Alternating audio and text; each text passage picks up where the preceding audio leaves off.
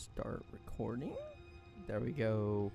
Hello, everybody, and welcome to the finale to Bendy and the Dark Revival. Now, we are on the final chapter of the game, and let's see. Yeah, we've got chapter 5, and then possibly the archives in this episode. I might end up just recording that as his own little thing, though, depending on how long it takes me to get to the final chapter. I've been seeing online that like the workaround is like usually an hour. I say workaround? Sorry, I meant like the longest I've seen it out there is like an hour to get through the final chapter, so we'll see. We'll see how long it takes. Oh. Wilson's not here, is he? But there's this note.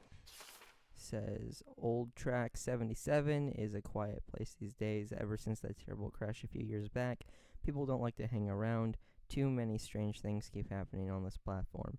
Last week, one of the railmen told me they had reports of some train going through that wasn't on the schedule. There were figures standing in the cars, staring through the windows, but it never stopped to let no one off, just kept on going straight through. Some say it was the Silver Lane Express, the train that crashed. Kitty Thompson. Interesting.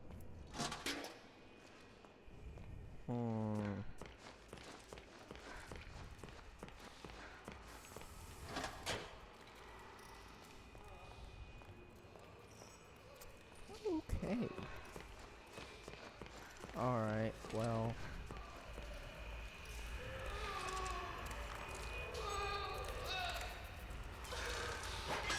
Hey, back off, pal. Shut up, dude. No one can help you now. Oh.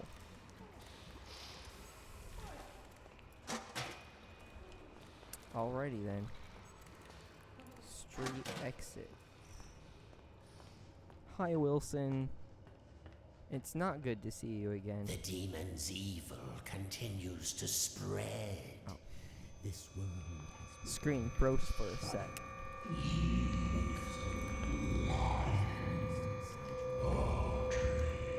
Be quiet. What did you say? Nothing. It was nothing.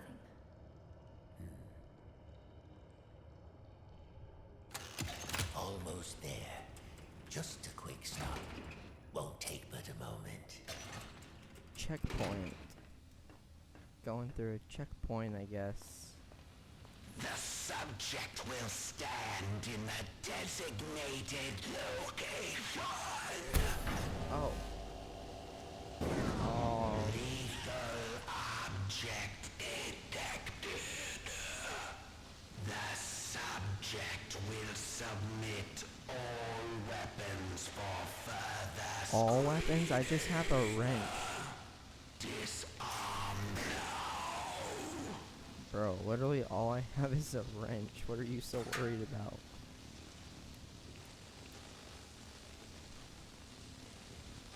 There's a Tommy gun! Remain still for examination.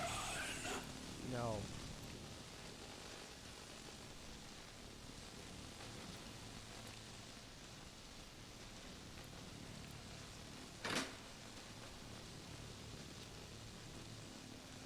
Oh. The subject is cleared for entry. You won't. Oh, get. Oh, you bitch. This mofo won't give me back my wrench. Welcome to the civilized world. How do you like my signal towers? They I hate nullify them. the ink demon's powers so he cannot pass them. I wish I could say I invented them, but it seems our friends at the Gent Corporation had a demon problem of their own long ago. Who's this? Hi.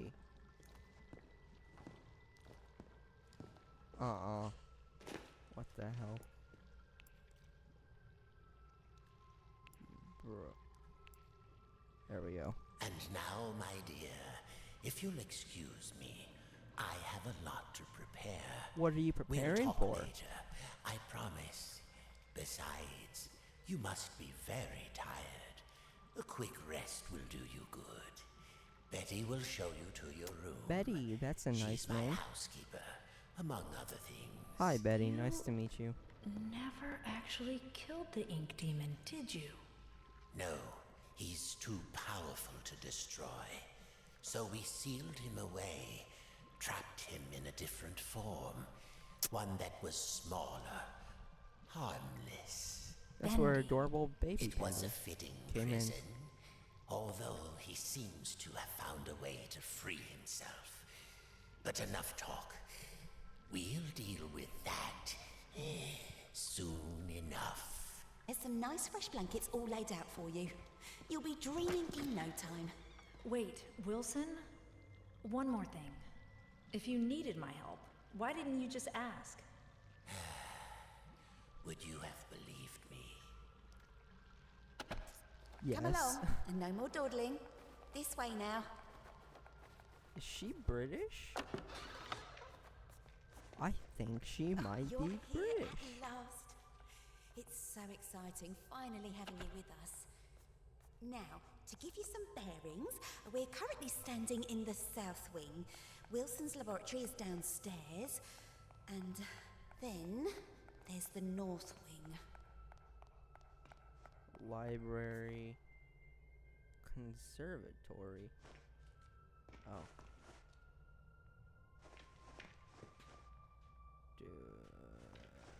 The ink demon got in there a while ago, and ever since, we've had to keep the north wing locked up tight. I'm afraid it's fallen into ruins by now. All those juicy, lovely books gone to waste. Only keepers go there these days, and they'll tear you apart limb from limb if Wilson isn't with you.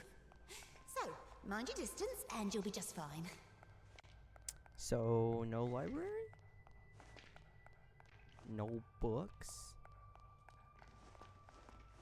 It's not very often I have guests to look after, especially one I can actually talk to. Almost everyone here either can't speak or they're completely mad.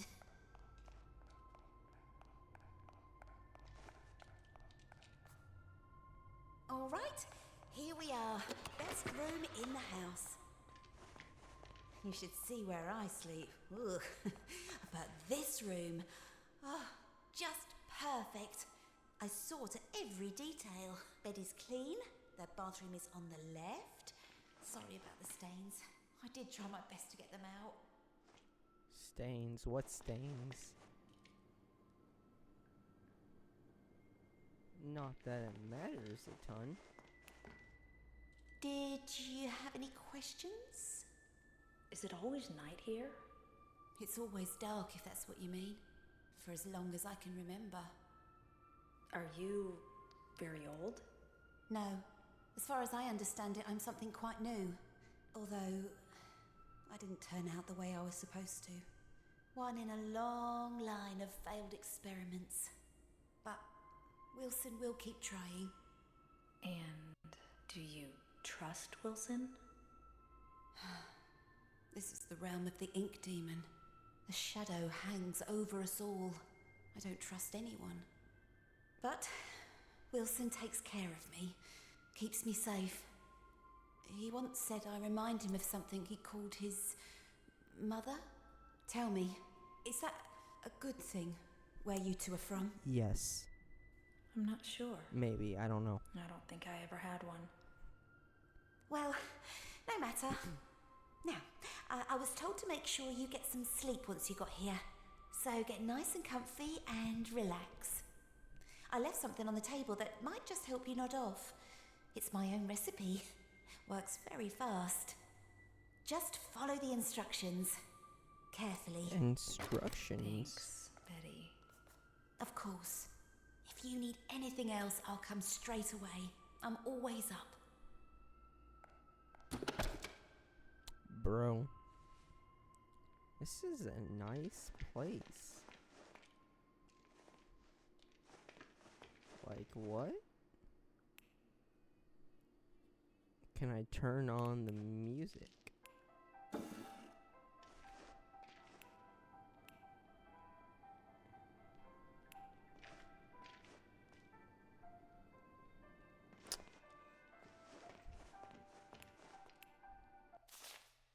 Oh. Oh, so we'll read that in a minute. For sleeping draft, pinch of salt, cocoa powder,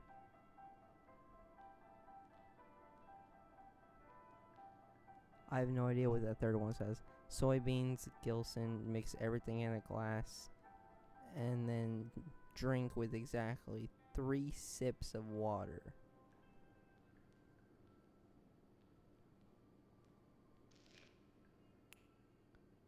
How many pages does the book have?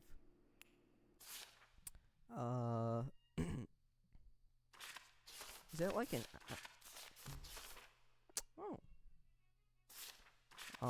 okay, well, I guess we can read it. The Mug and the Maiden, Volume 1, by Sir Wilton Moore.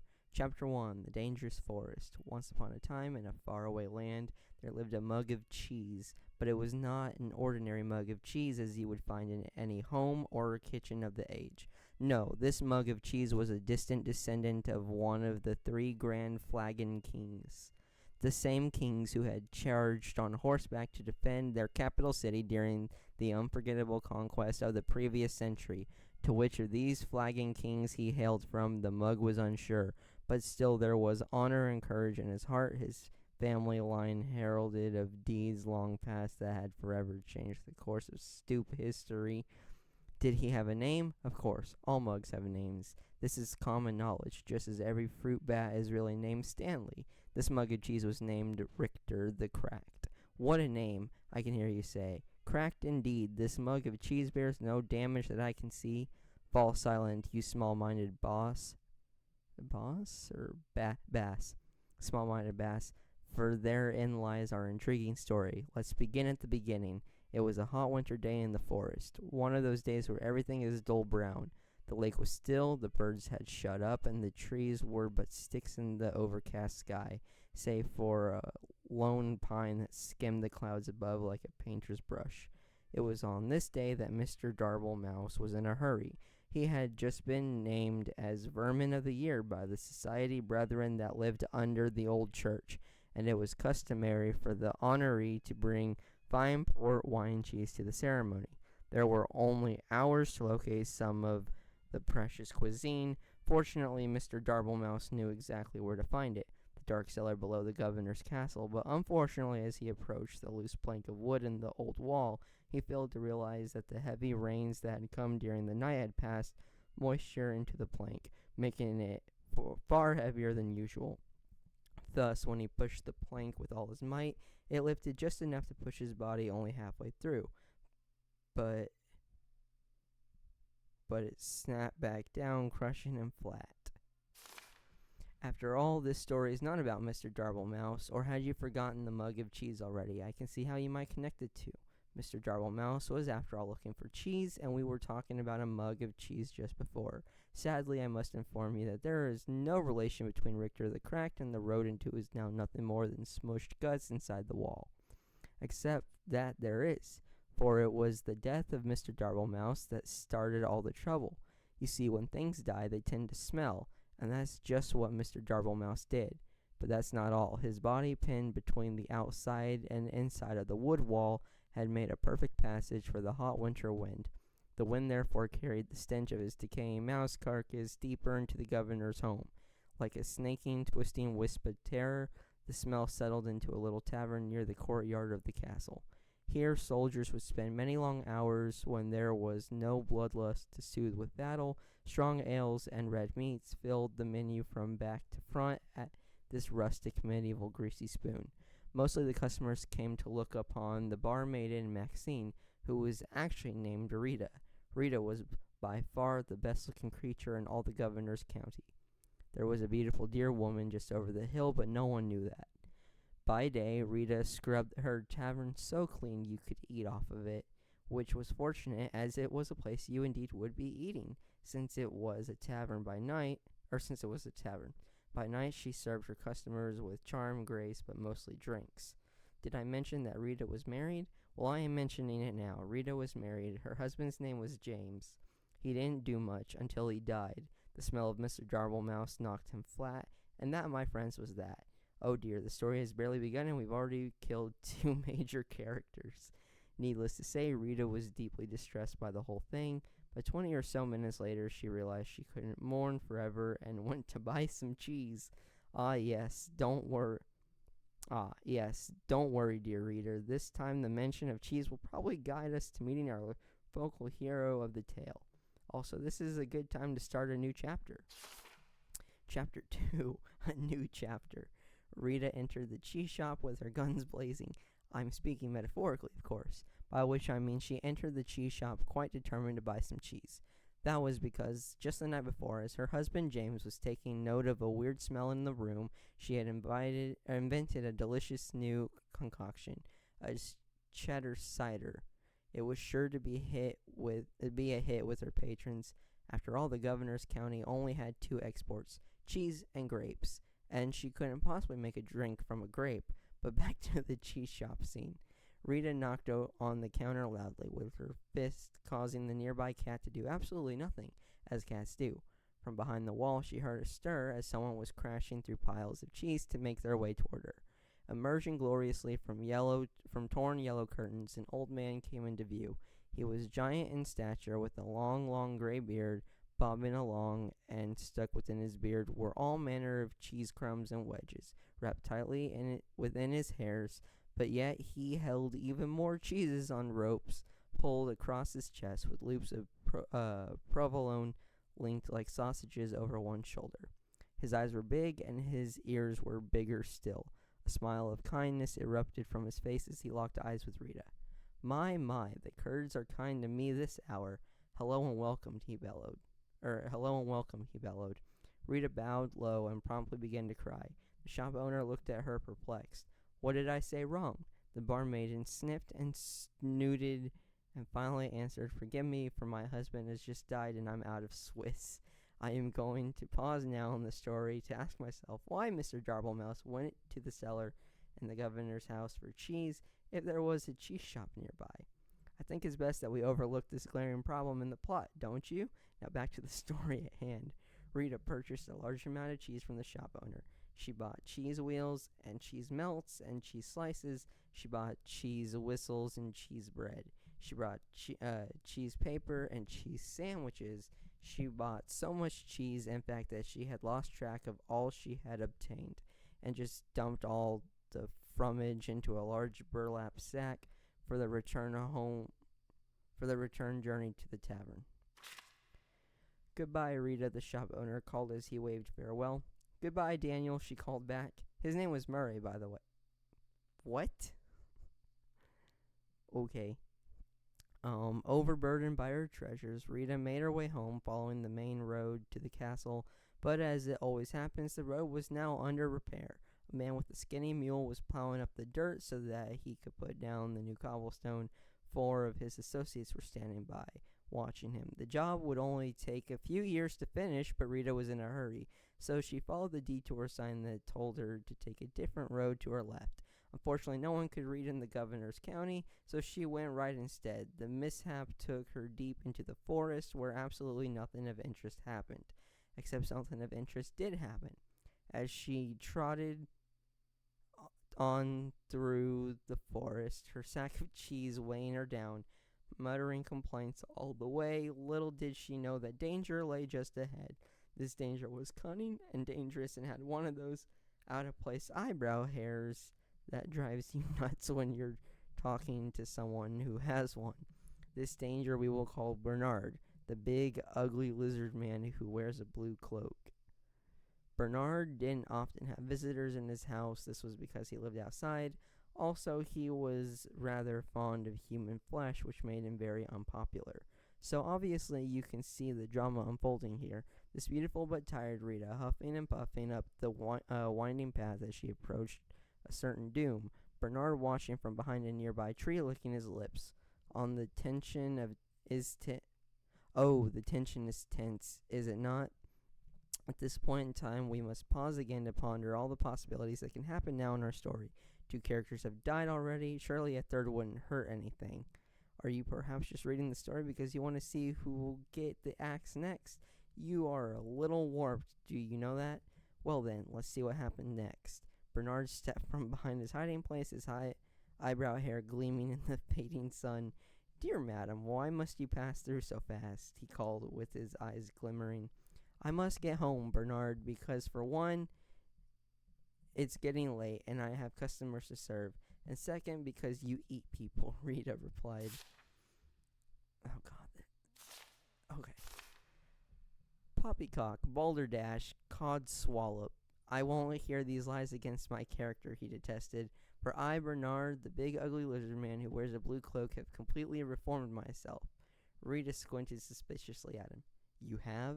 Bernard put a hand to his heart. I have. I no longer prowl or pounce. I won't attack or bounce. I will not kill or maim or tear. I won't crush or even bite you anywhere. I promise I won't devour anymore. My gosh, you become a bore. If you aren't going to be the danger in the story, then I've come all this way with 100 pounds of cheese for nothing, Rita grumbled. She boosted her sack further up her shoulders and turned with an angry grunt, but Bernard waved after her in a panic. Wait, it's all a ruse. I intended to eat you, dear woman. I swear it, he cried. It's all a trick, you see, a new angle. It worked on some guy yesterday. Oh, please stay. Rita sighed, her strength just about gone from the long adventure she had taken since she left home that morning. She turned back to face Bernard. All right, she said, but your part in the story better lead to an unexpected turn of events. Oh, it will, Bernard clapped and waggled his clawed fingers to motion her to draw nearer. Just wait until the next chapter. Chapter 3, the next chapter. 4 more pages to go. All looked quite dire for Rita. Bernard had her within his grasp. Surely it would just be mere moments before his jaws collapsed upon her head. Oh, what a horrible end for Rita. Needless to say, I am worried for her. But as luck would have it, miles and miles away, 20 years earlier, something amazing happened. 2 mugs of cheese, a Gouda and a mozzarella, welcomed their first son into the world. I don't think I need to tell you his name. It was Dave. No one liked Dave.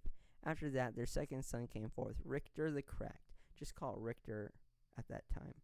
Richter spent his early life stealing cowbells and putting them on skunks. This way, people always knew when danger was nearby. Needless to say, Richter was one smart mug of cheese, but all could not remain perfect forever, and suddenly the great skunk famine began.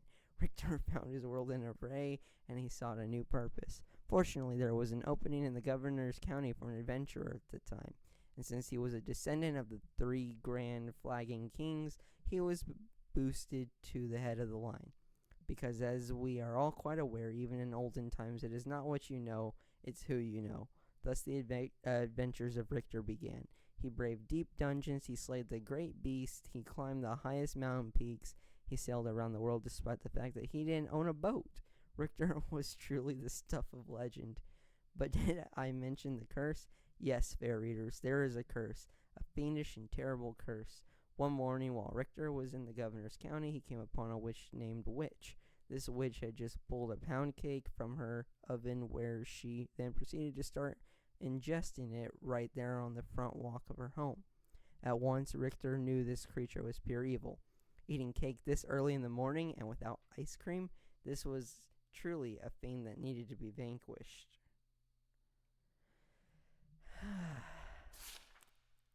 Richter jumped her fence and pulled his sword. Would you like some pound cake? The witch offered. It looked quite delicious. Richter would not let himself be seduced into early morning cake, so he approached closer with his weapon at her throat. The witch began to sweat, with a mouthful of crumbs. I also make a mean scone if you want to wait. Now, no gentleman or gentle mug could refuse a good scone. So, Richter withdrew his sword and patiently waited for the witch to create these new buttery pastries. But what he didn't know was that the witch accidentally had bumped her table and had added within the mixture a vial of cursed liquid. See, I told you there was a curse. You were fair warned. The moment Richter ate of the scones, he fell into a deep sleep. The witch, baffled, finished her cake and proceeded to get a civil service job in a nearby town. As the years rolled by, all that remained of the witch's house was carried off by elves, and her garden became overgrown. This left only Richter asleep in the forest with no end to his dreaming in sight. But the story thankfully does not end here. For as luck would have it, a giant man covered in cheese with big eyes and big ears wandered past the sleeping mug. In case you've forgotten, this was the cheese shop owner, Murray, sometimes called Bill. Unable to resist cheese of any kind, even a mug of the stuff, Murray took Richter to his shop and set him on a shelf. Here Richter sat for many years until this very fateful day. You see, in Rita's haste to gather up all the cheese she had purchased, she had swept a few things that did not belong to her into the sack as well. These items included the cat on the counter, a personalized pen, Murray's cash box. I think she'll be hearing about this one eventually. And last but not least, Richter himself still deeply asleep. So now that our two stories have come together, let's discover what happened next to Rita and Richter in the climax chapter. Chapter 4, the climax chapter.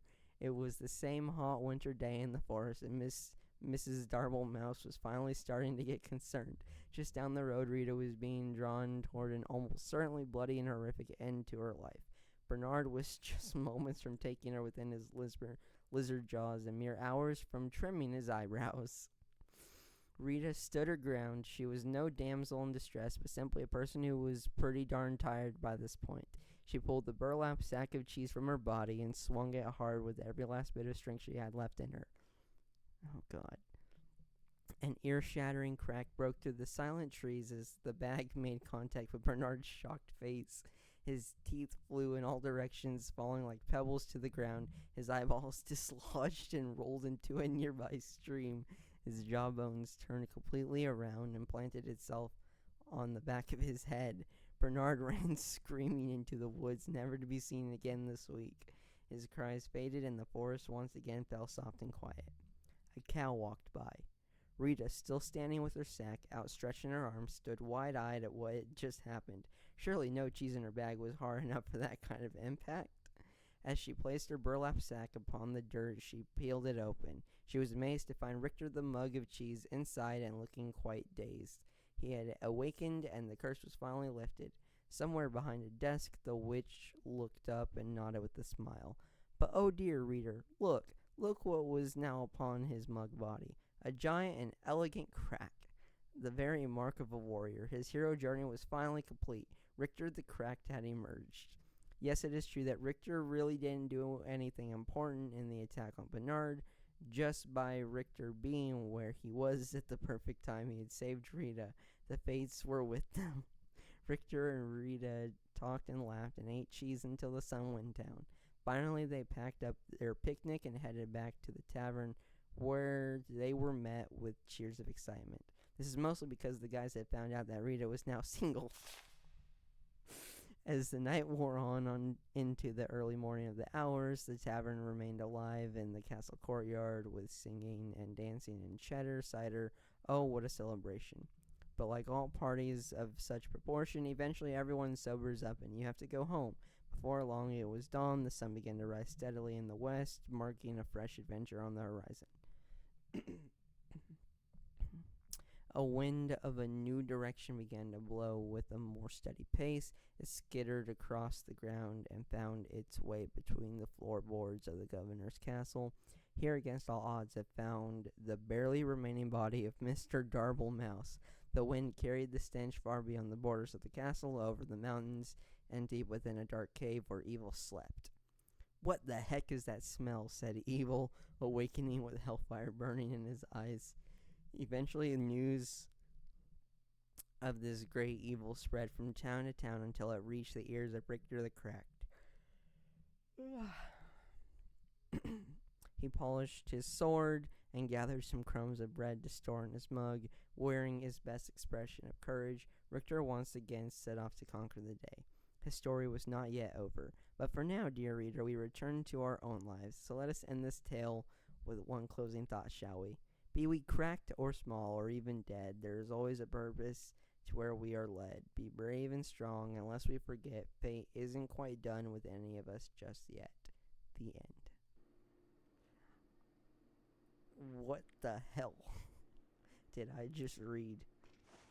I don't know how long that took. I don't know that I quite care. You should be playing. Gilson. What's a Gilson? I don't know.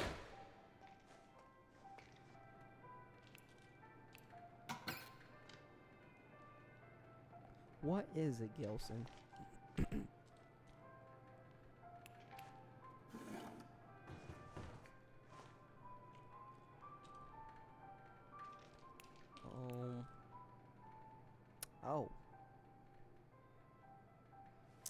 Oh.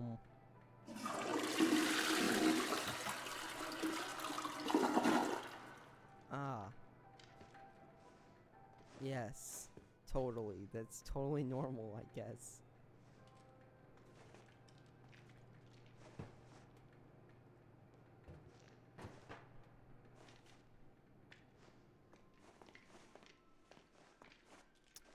What is a Gilson?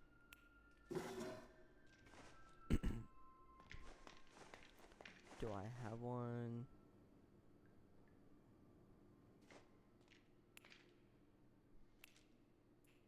Do I need to leave my room for it?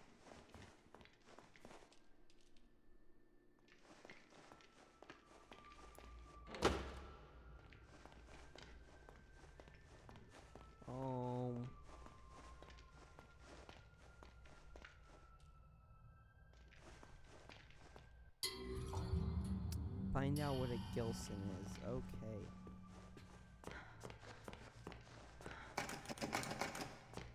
Bro, it's the same locked door sound,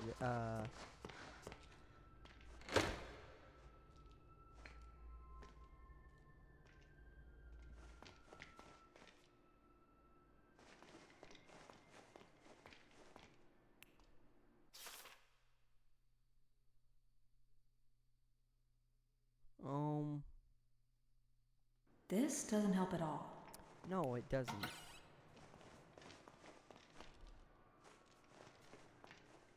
There. No. Nothing here.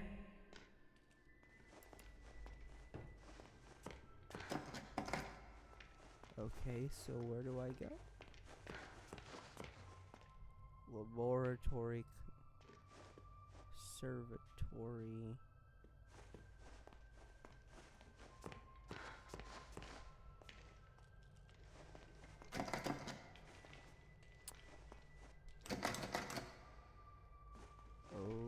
Okay.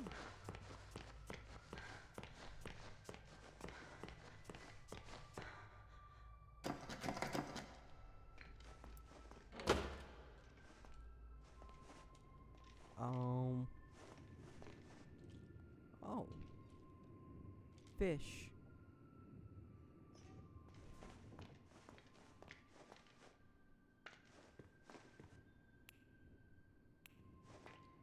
No.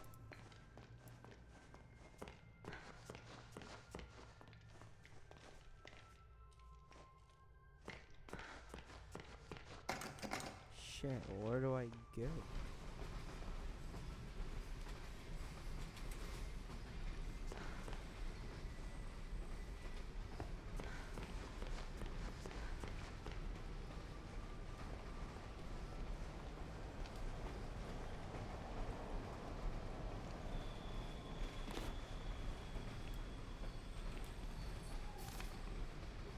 So, I'm looking for... Oh, it's a fish. Fish? There's gotta be one here somewhere. Yeah, in the conservatory. Now, that's a fish. He's too fast.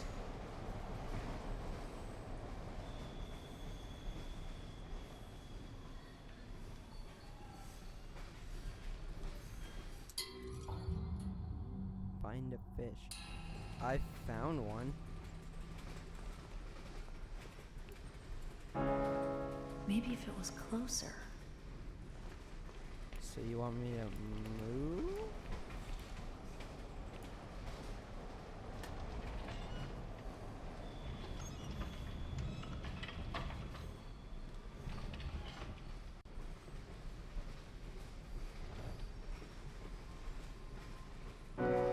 That did it.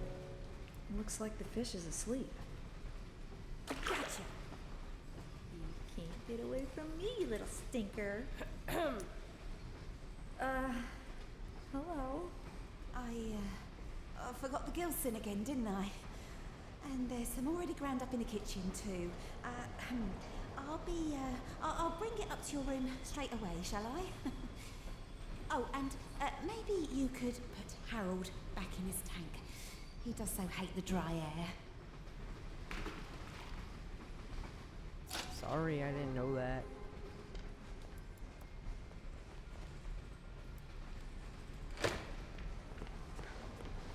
I am going back to my room.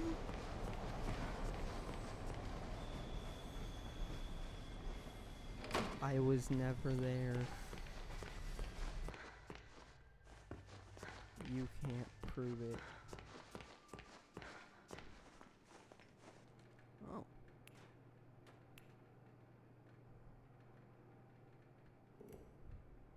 This is gonna be longer than an hour. Now, just 3 sips of water. 1.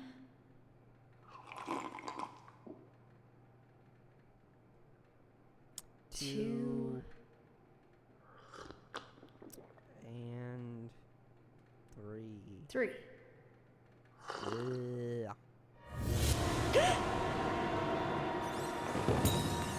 Oh, what the hell? She's back.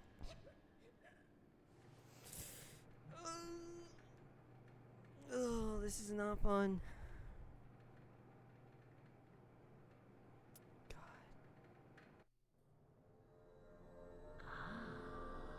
Awake at last.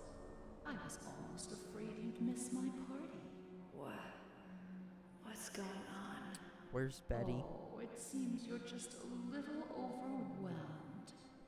It's all right. Does Alice I live with understand. Wilson? It's not every day one gets to bask in the glory of age. You're not an angel, Alice. Angel, to be exact. That's who I am. You're more like a Sent from devil. above. Impending perfection. What do you want? Right to the chase. I like that. The truth is, honey, you're one of a kind. And to put it bluntly, what I want is your face removed, your Why? skin peeled away like paper, and your insides torn out and tossed onto my table. Custom parts, ready for my delicious harvest. And with your generous sacrifice, I'll be beautiful.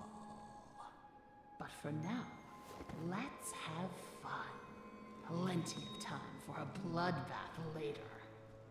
Ooh, how about a game? Let's all play a game of riddles. Riddles? What a wonderful idea! No. All right, honey. Here's the There deal. we go. Behind Just you cause is the sun's door setting to down, freedom. so. But it will only be opened if you solve my little puzzle. Oh, And yeah? What return would to that your be? special chair. Then I'll throw this heavenly switch here. If you get the puzzle right, you walk away. Get it wrong, you fry. Are you sure it's not the other way around?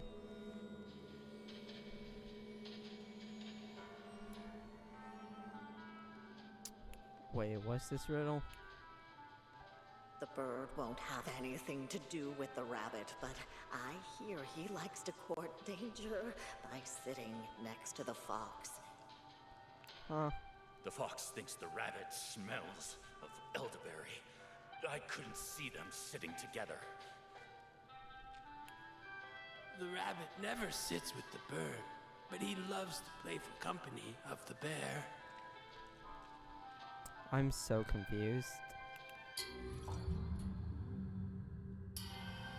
The pompous fox? Oh, he wouldn't be caught dead sitting on the left. Far too pedestrian. My friend the bear always sits next to the bird. After all, they went to school together. The fox has always hated the bear. They never sit next to each other. What? Okay, so like, huh?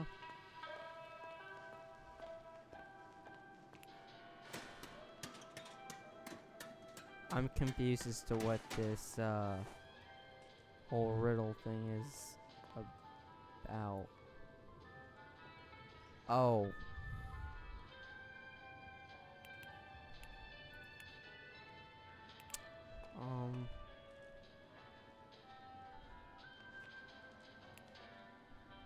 Let me go through those again.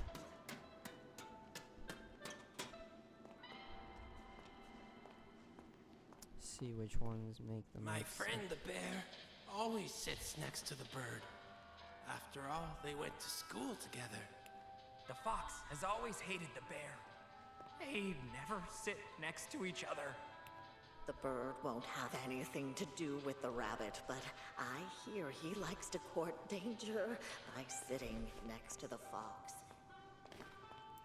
The fox thinks the rabbit smells of elderberry. I couldn't see them sitting together. The rabbit never sits with the bird, but he loves the playful company of the bear. The pompous fox? Oh, he wouldn't be caught dead sitting on the left. Far too pedestrian. Okay, I think I figured it out. Alright, let's see. So this is the left. Bird. Which one's a bear? That's bear. Rabbit. Fox. Maybe?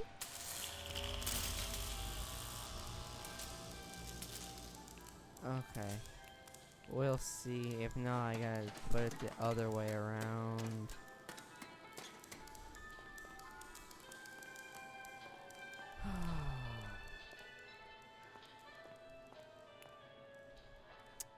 I'm gonna get this wrong, aren't I? Hold on tight, honey.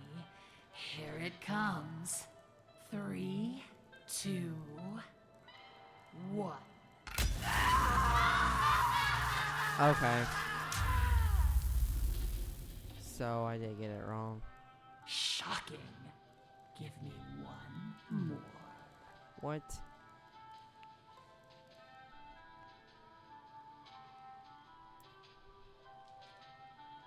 So The bird won't have anything to Oh. do with the rabbit, but I hear he likes to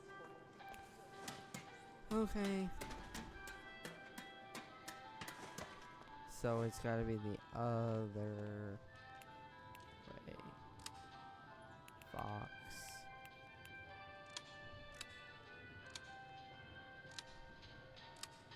Bird. Rabbit. Bear.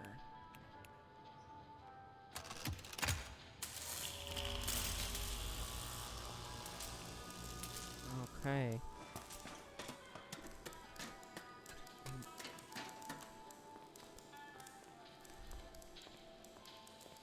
I'm hoping this is right.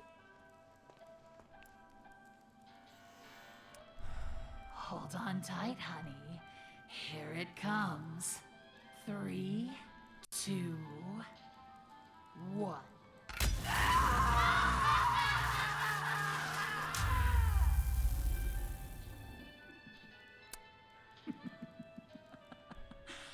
again.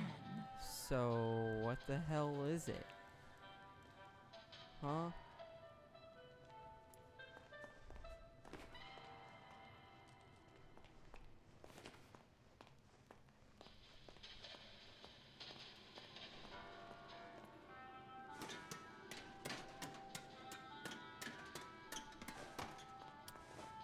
You know what?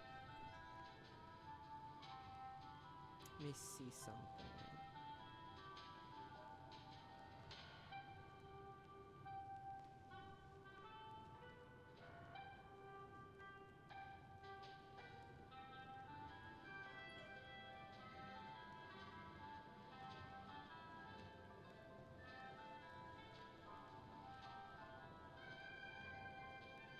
Let's see.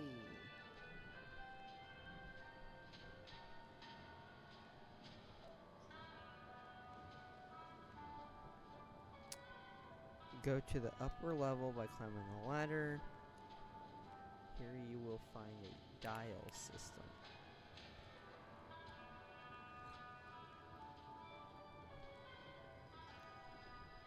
The correct order from left to right. So this one is the rabbit.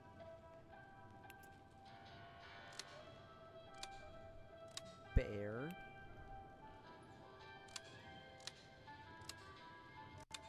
Bird.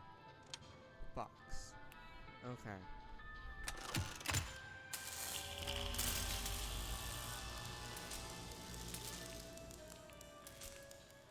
That's what it says.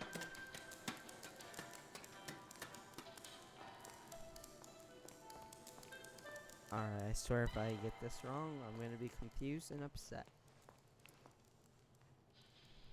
Attempt number Hold on 3. tight, honey. Here it comes. 3, 2, 1.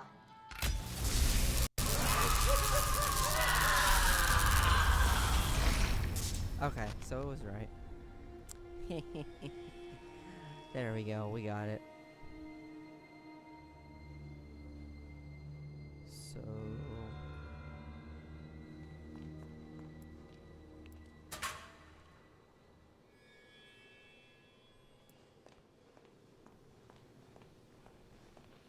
Oh, great. Another one of those stupid towers.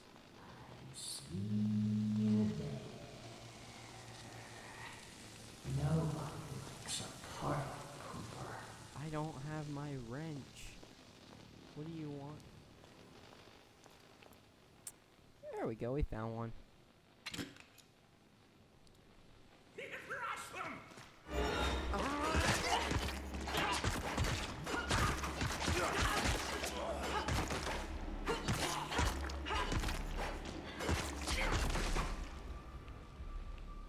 Shit. Oh, yeah, we can upgrade it. You're joking, right? Can be temporarily charged for heavy impact? Damn. And I'm like, what? 2, 3 parts away from that?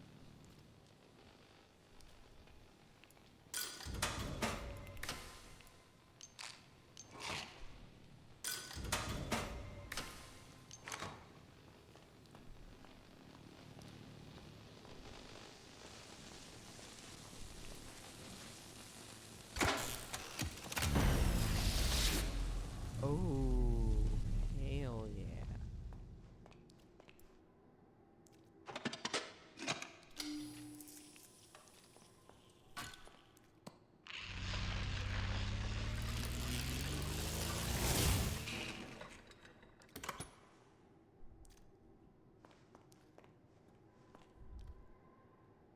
Okay. So, let's go.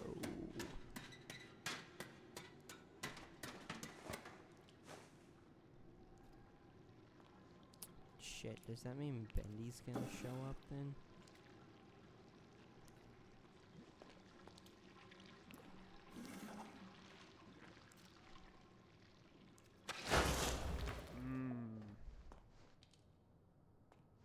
we still in the old studio? Die.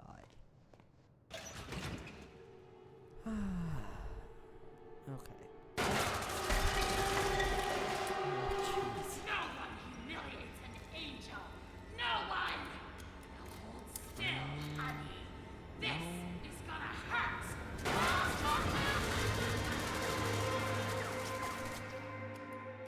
So what do I do?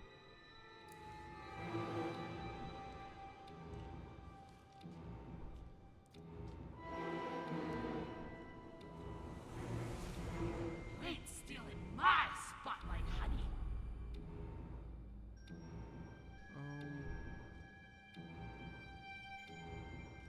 She Come out, wherever you are! can't see me. Can she?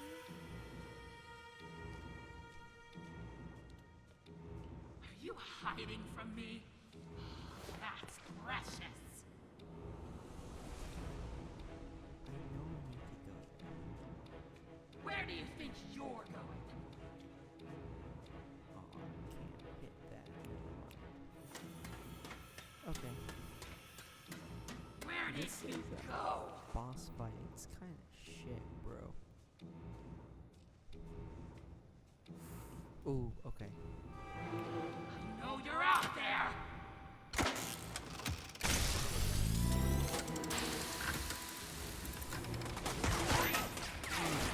Music to my ear! Where did you go?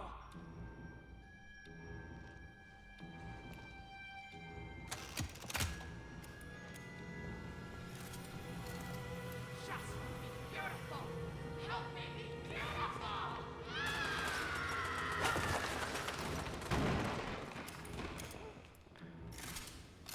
Ooh, it's an upgrade canister. I don't want to Shut up, Alice. No one cares.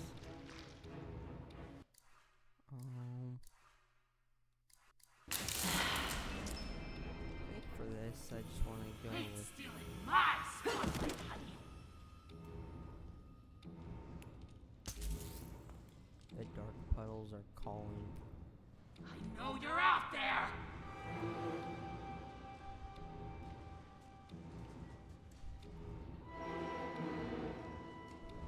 Where do you think you're going?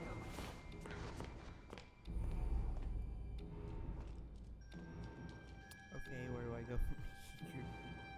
Are you hiding from me? That's precious.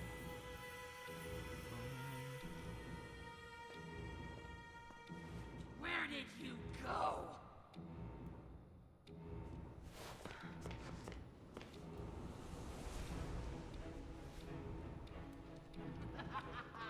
I can do this all day.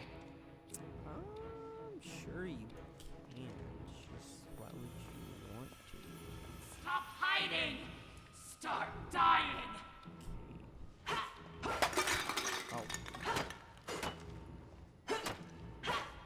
Where did you go? I don't know, Alice. Where did I go?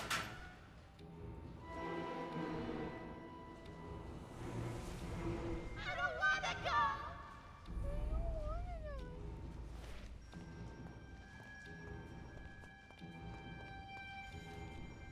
You ain't stealing my spotlight, honey. What, because I'm Joey Drew's kid? I know you're out there!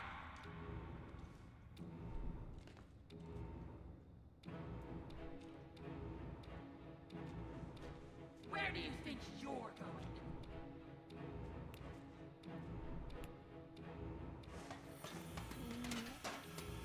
Are you hiding from me? That's precious. Okay, so where do I go next? Where did you go? I don't know. Where did I go?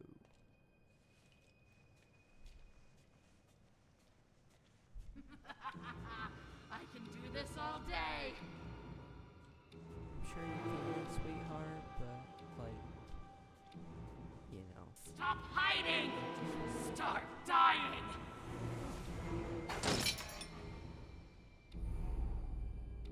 Cool. Where did you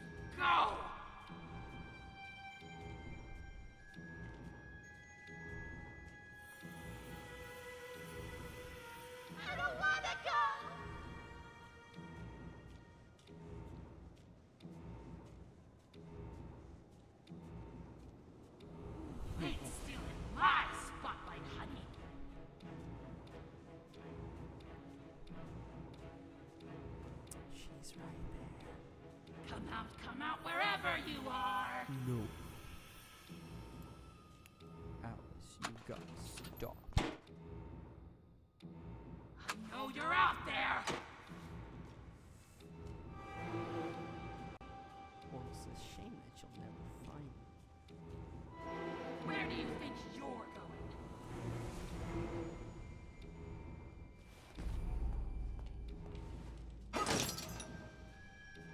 Where did you go? I keep going places you just never go. I don't know if you guys can hear what I'm saying, That's precious. because you know I'm so small voice, but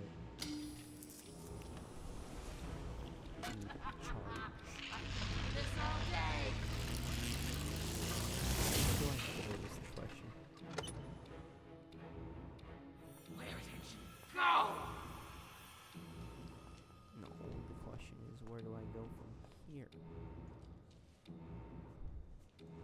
I don't wanna go.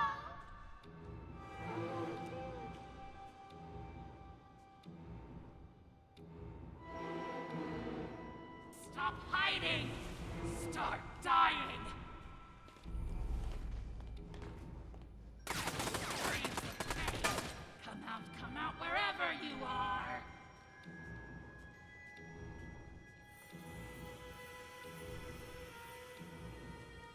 You ain't stealing my spotlight, honey. No, I don't think I will. Where do you think you're going?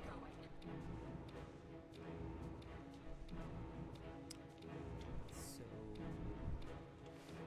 I honestly Where did you I couldn't go? tell you, Alice. 'Cause not even I know where I'm supposed to be going.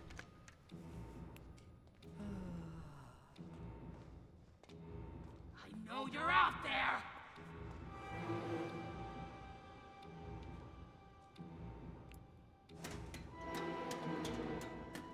Are you hiding from me?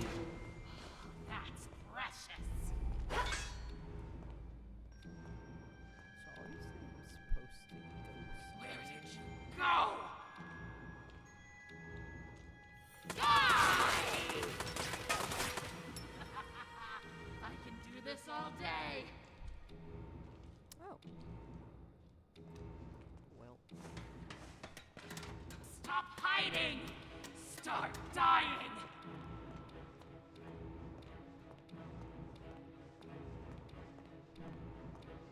I don't want to help you be beautiful!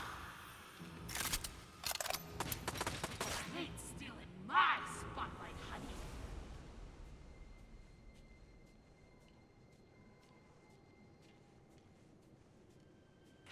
Come out wherever you are! I see it. Where do you think you're going?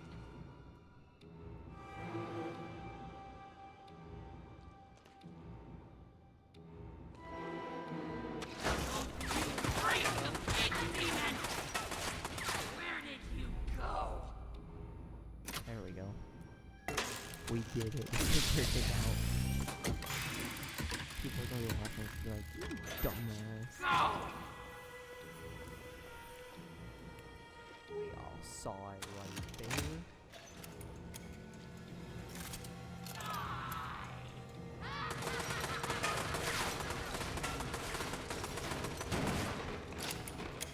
You check the banisher. Where do you think you're going? How am I supposed to do that? I don't wanna go!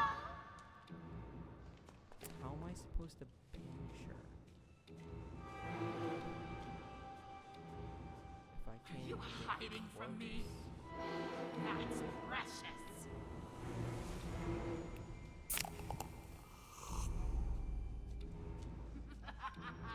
I can do this all day.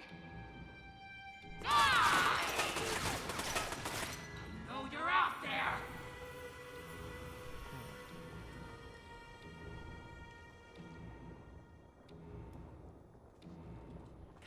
Come out wherever you are.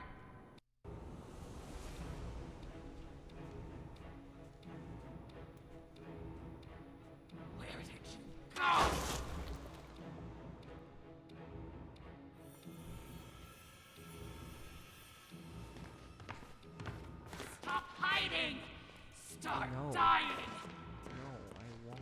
I'm trying to figure out what the hell I'm supposed to do. Where did you go?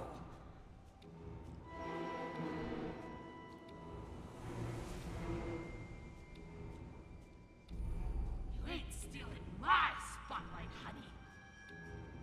Oh, honey, I think I already...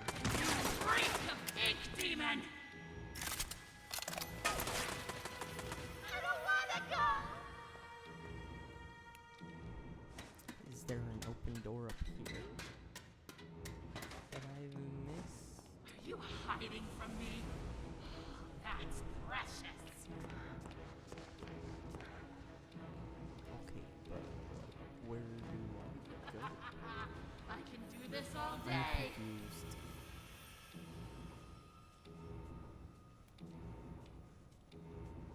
Where do you think you're going? Oh, platform.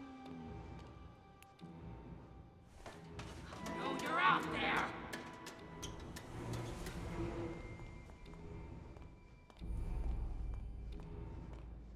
That's what these boxes Come and out stuff wherever you are.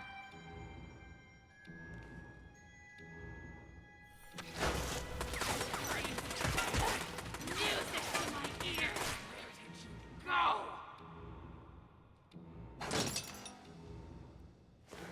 Give me your insides. Stop hiding. Start dying. Okay. Is it finally time? You ain't stealing my spotlight, honey. How dare you touch me?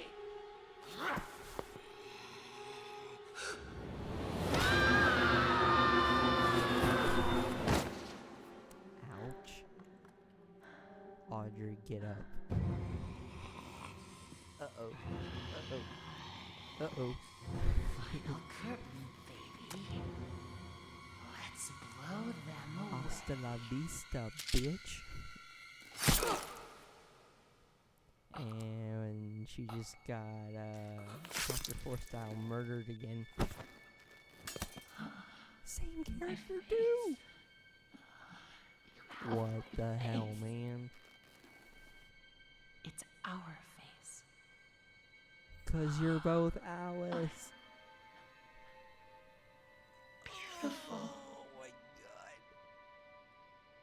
Always were. Are you sure about that? I don't think so. Why does this feel so familiar? 'Cause it happened in the last game. You Are you did the alright, same Audrey? thing. Alice, I Tom! cannot begin to tell you how good it is Oh my to god, see guys, you. it's Tom. He's back. And this must be your wolf. Audrey, meet Tom. He's my It's protector. Tom. My friend. It's Tom. You both got here just in time. Now I understand why you don't like being called Alice. The machine creates many of the same forms. At least on the It's outside. Tom and On Alice. the inside, we're all pretty different. Well, from now on, I'm gonna call you something other than Alice. It just Like doesn't what? suit you. Oh? What do you have in mind? Yeah, How about Allison? It's not bad. Okay, I'll try it out. But You're only if you can tell me what in heaven's name you're doing in Wilson's retreat. Wilson, I almost forgot. I have to get back right away. Are you crazy? Wilson's our enemy. Do you even know him? Have you ever talked to him? I've seen what he's done. That's good enough for me. Look, it sounds like he has a plan to kill the ink demon. For good. And I think he can help us all. I just need to go back and hear him out. Well, if it's true, you'll both need as much help as you can get. The ink demon won't go down without a fight. Yeah. Tom and I will gather some of our friends. And apparently a little Anyone who's possession, left. too. Good luck, Audrey. You too, Allison. Go get Henry and Mind if I Sammy. take We this? need them. Sammy's probably mad still. With how his fate in Chapter 2 turned out. for the last game. Note. Beautiful people run this world. If you can have brains or talent, you may just sneak through the gates. But with a pretty face, every door opens. The crowds bow to you. They ask your name. They want you to attend. They ask you to speak. A silly voice with gorgeous lips is everyone's weak spot. I was reborn with my perfection stolen from me. To get it back, I'll rip this rotted world apart. Angels are beautiful. Angels are beautiful. Signed, Alice Angel. It's pretty sad. But you know what? She never really was going to be a big shot character in the first place. Promise peace. Must they bring us only more peace? Where's little Bendy at? I need to see him.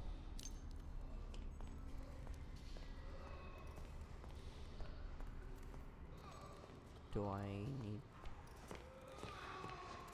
No, don't send me back. Please, have mercy. Uh-oh.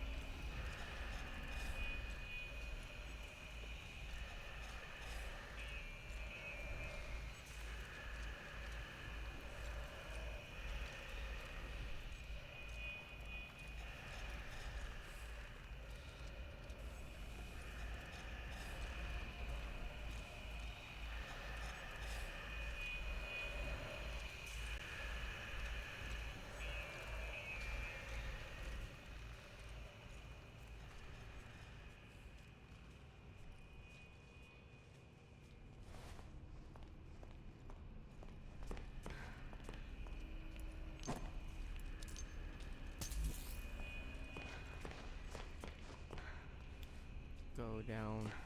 Go. There's like a ladder or something over here I can take up.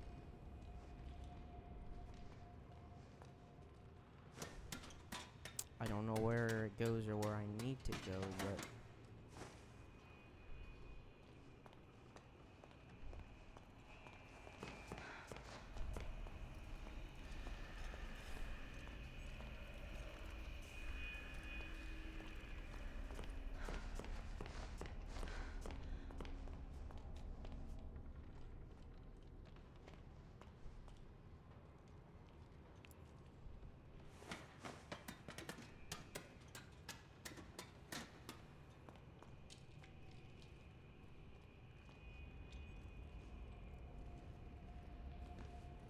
Oh shit, I forgot.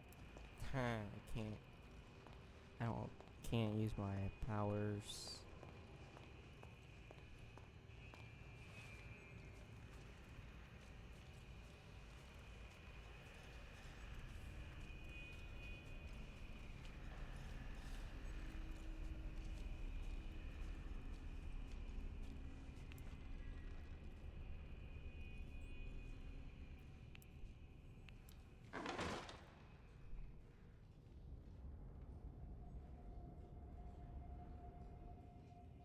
There's something over there that we need, so...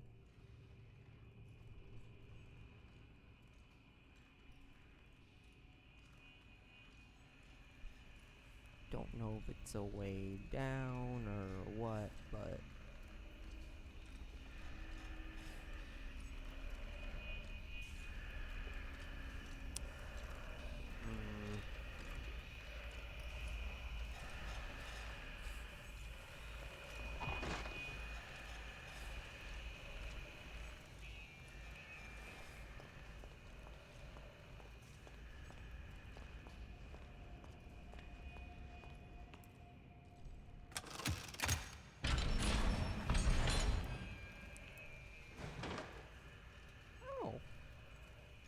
It opens a door. I see him. I had time to go.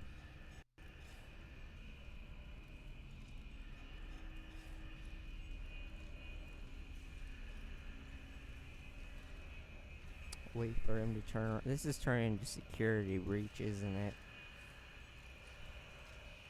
To be fair, security breach came out before, so take it as you will, but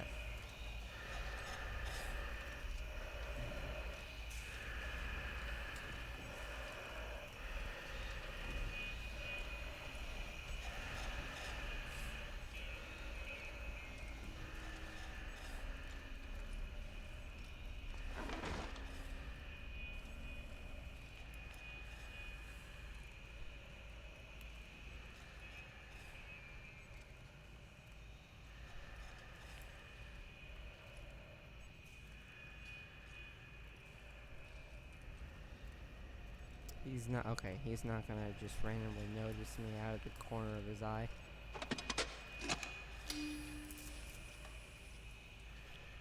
Ooh. Wind it up quickly, come on.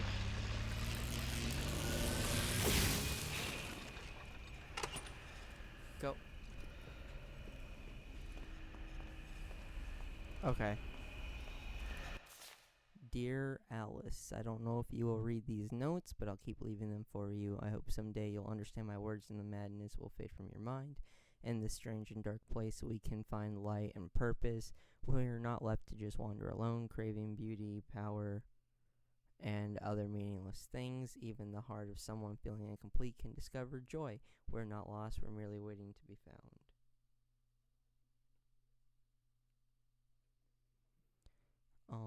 We are so much alike, formed from the same mold. We're like sisters, you and me. I wish you comfort and the wisdom to let your heart melt into happiness. I won't give up trying to reach you before it's too late. Signed, a friend.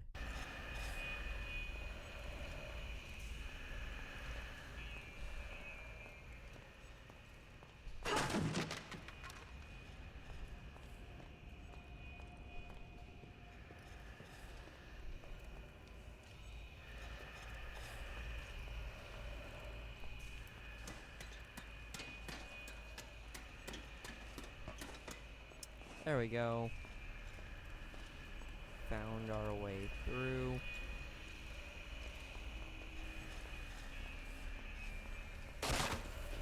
Ooh. Oh!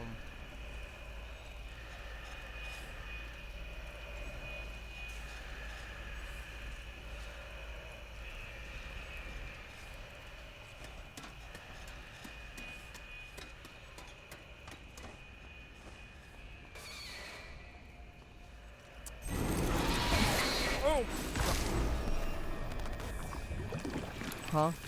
What? How?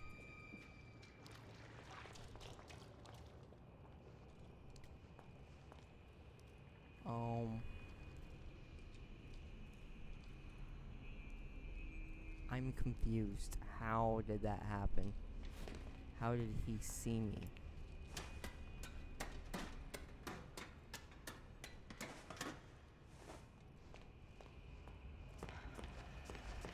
Yeah, okay.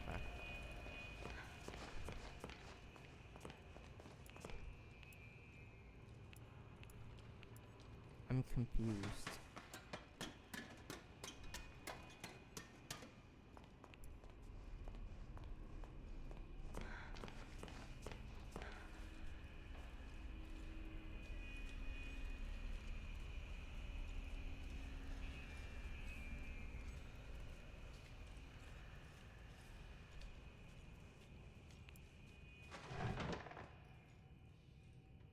When he turns around and comes back, we'll skedaddle. Is there like another one patrolling the area?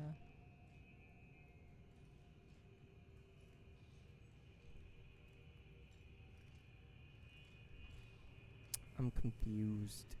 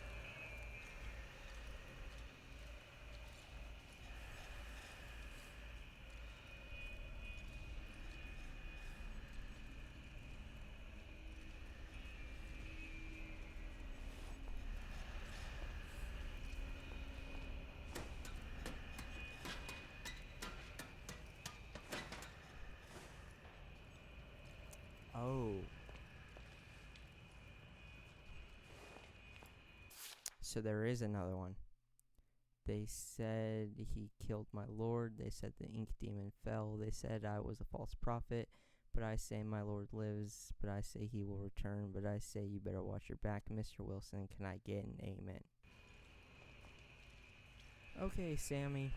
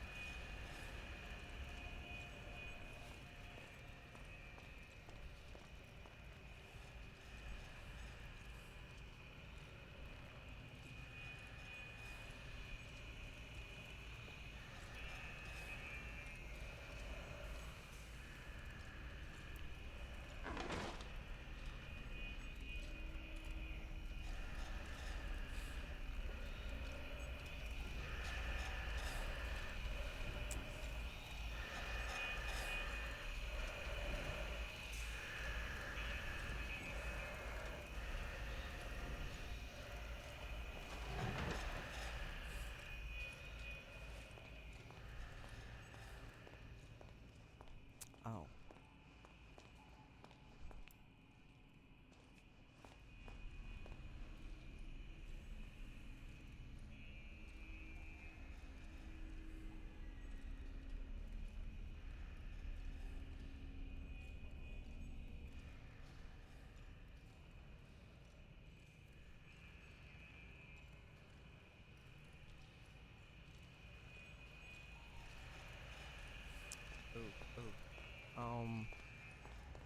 Okay.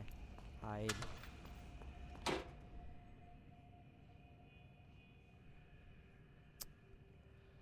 Got to be more careful. Yeah, 'cause he's coming.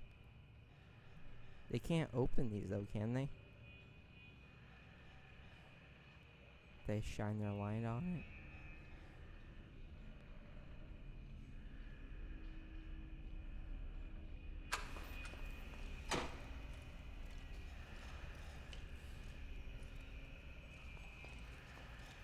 Thought there was something important over here.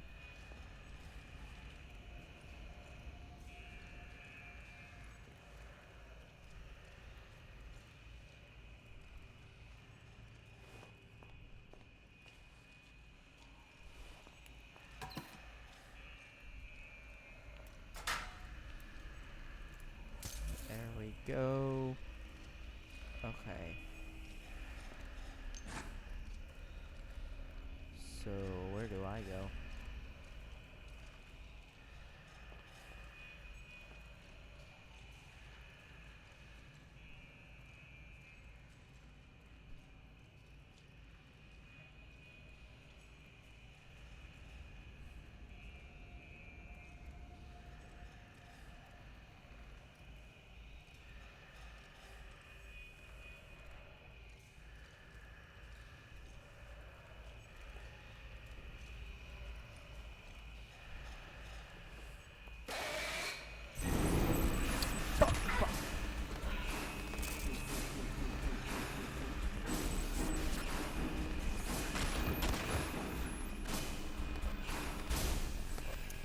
Oh, thank God.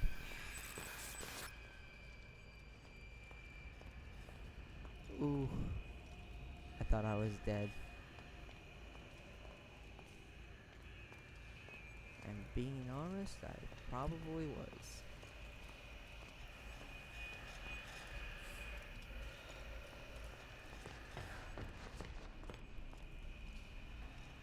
Well, shit, there's more.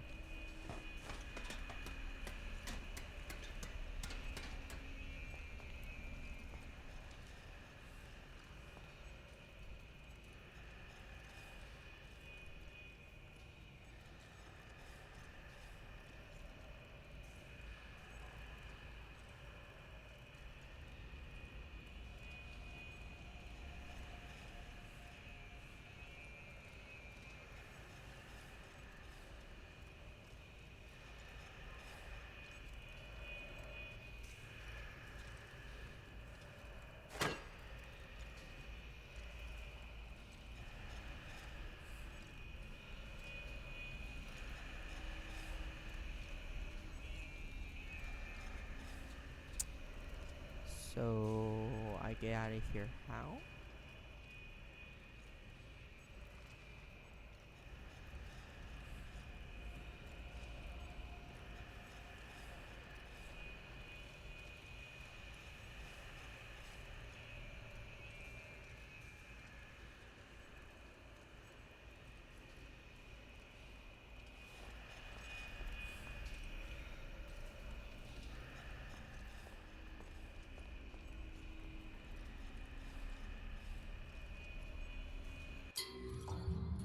There are no objectives.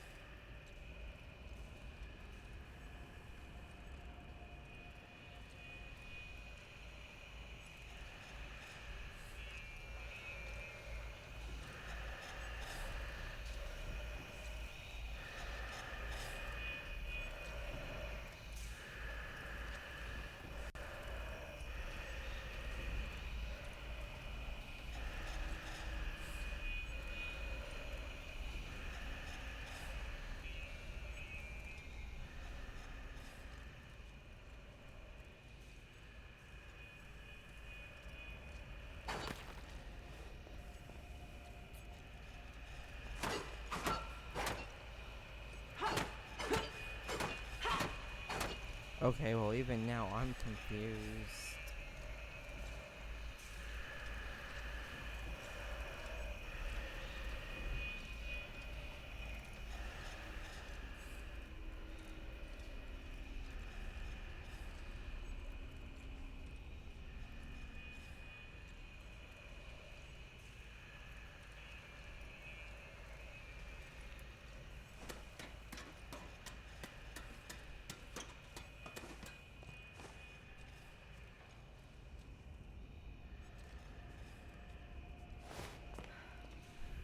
Is there like a switch I have to flip or something?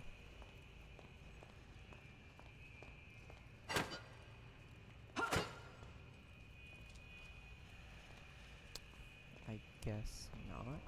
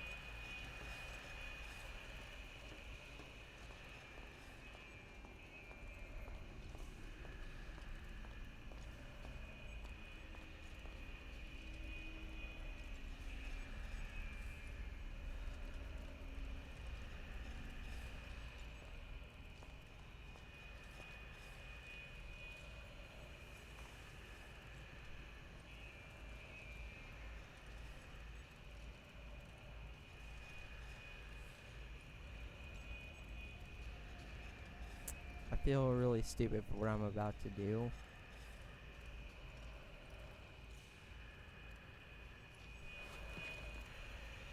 But I don't think there's any other way. This music box could make a good distraction if I can fix it.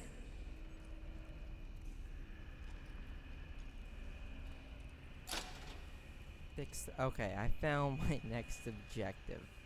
There we go, that is all you had to do.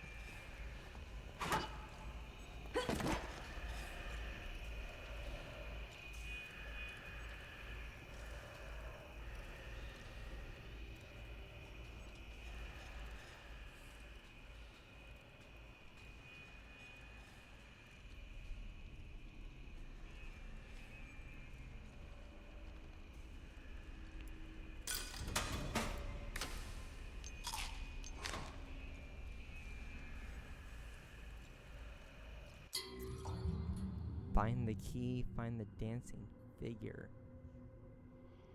Dancing figure?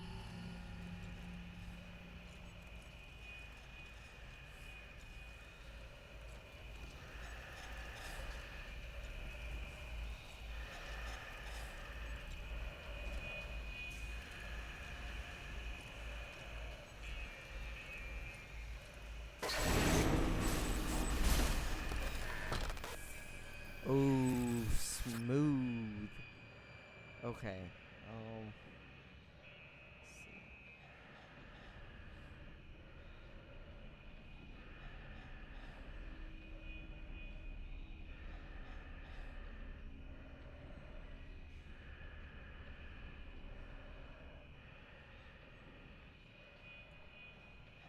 All right. Let's see.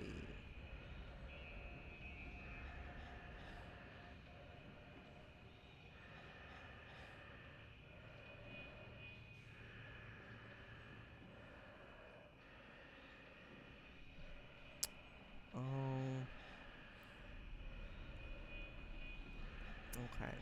Directly in front of the music box, there's a ladder going up. Go up there and turn right, then left, and go straight the hallway.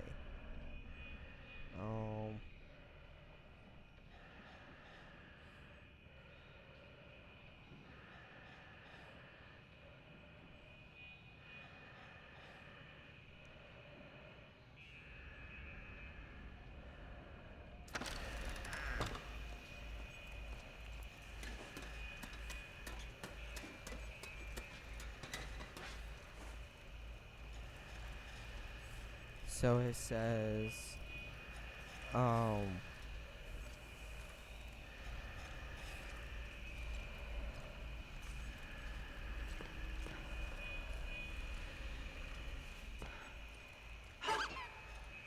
me try to get my bearings on this.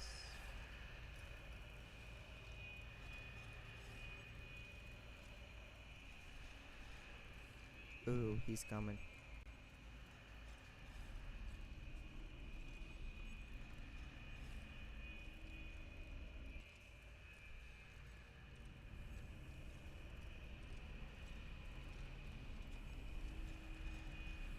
Says go turn right, then left.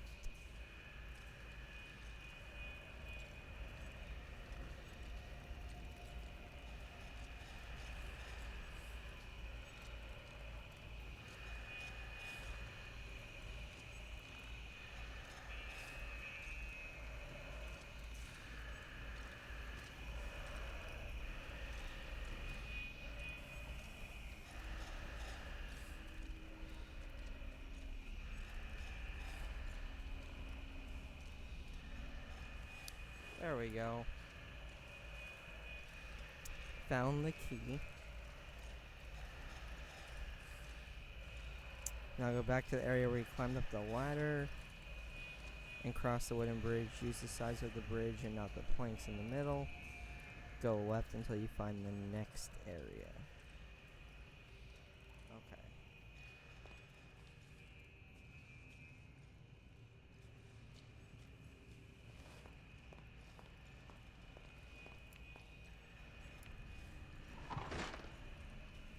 So I have the key.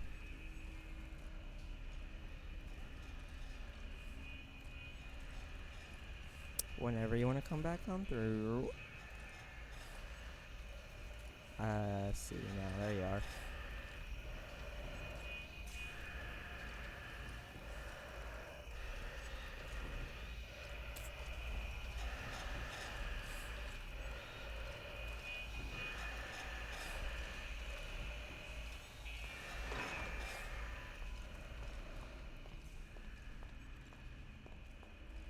Okay.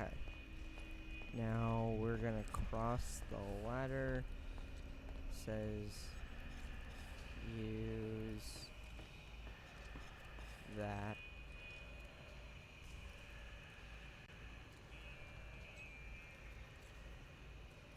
Okay. You'll see an area below and a ladder going down there, and then go through the doorway.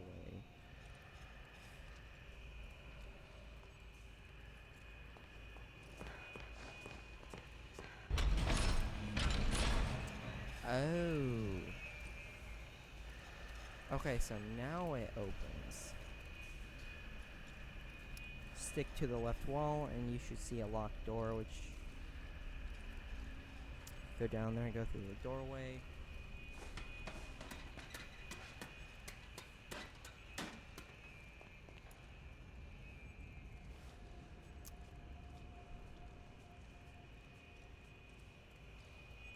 Okay, here we go. Let's see what it says. Stick to the left wall and you should see a locked door which you can open using a charged up pipe. Good thing you charged it earlier. Go through the monsters inside the room until the very end where you can see a charging station in a corner and a path to the left where you can find a dancing figure.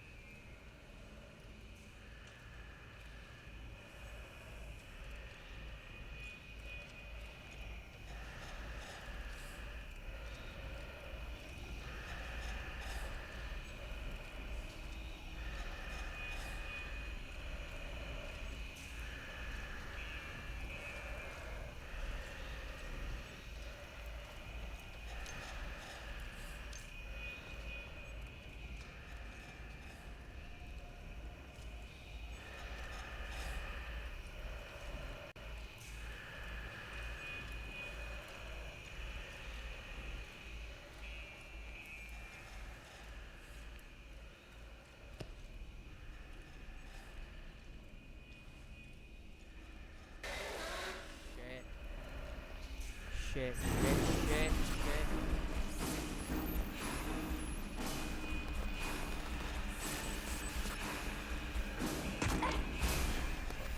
They can't get me now.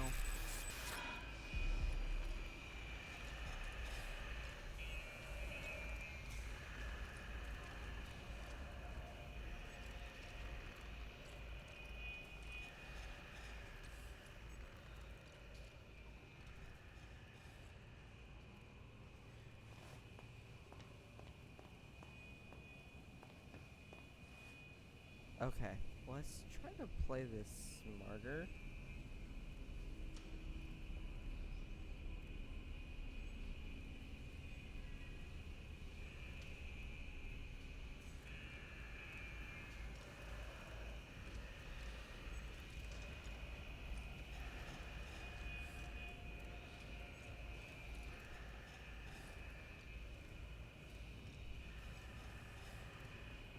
Bro, this is gonna be like a 2-hour long episode.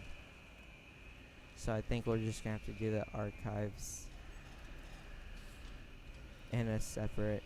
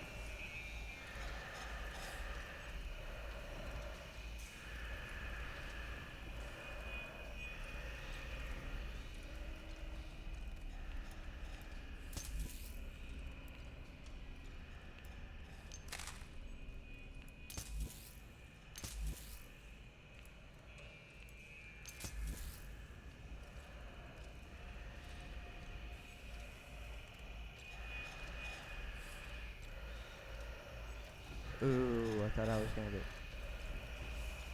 Oh god, no, please don't turn this way. Oh, thank god. Okay.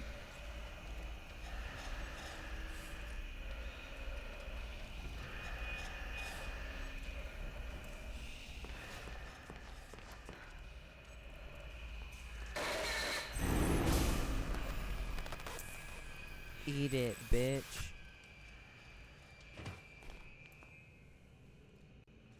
that's all the pieces for the music box. Okay, if you say so.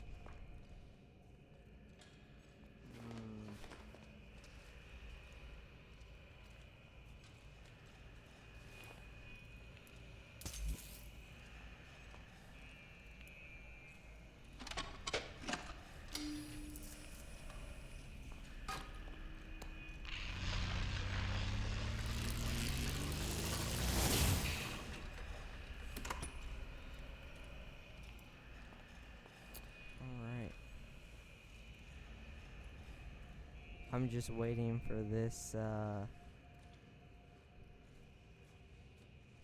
guy to come back so I can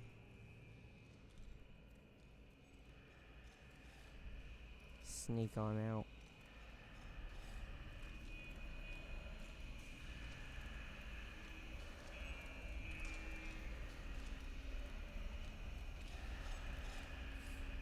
Let's take a look at what it says to do next though. All you need to do is go back the way you came and go to the music box and interact with it. Okay. It's not that hard.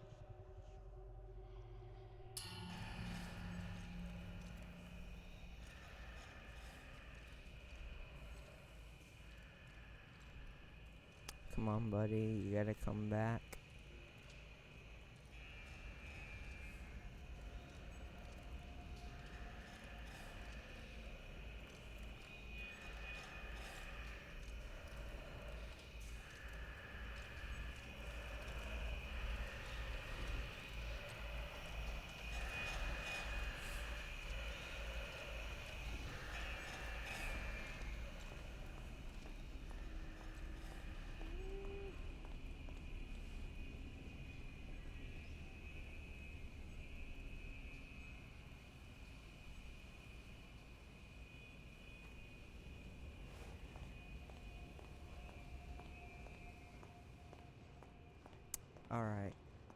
Alright, that's not hard.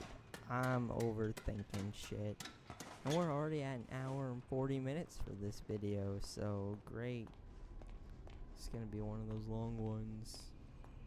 It's gonna take like an hour to freaking export.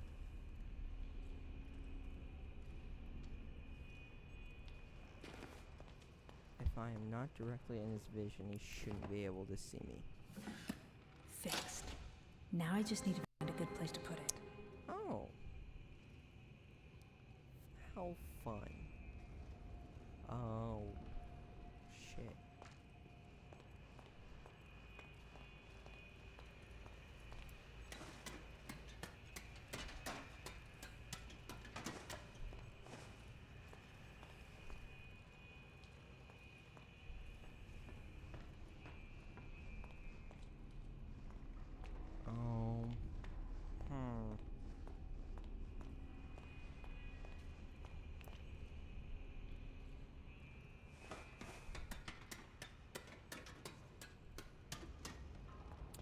I think I know where said place is.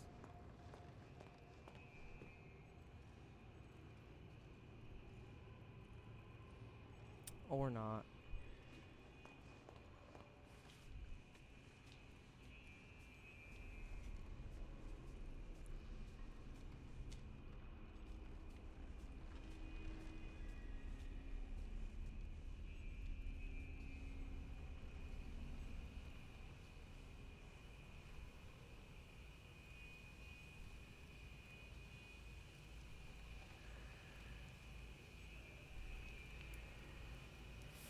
Here goes nothing.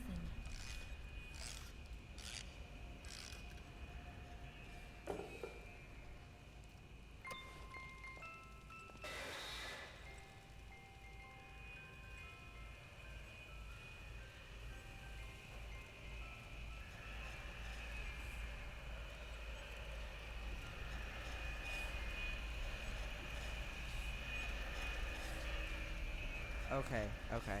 Here we go.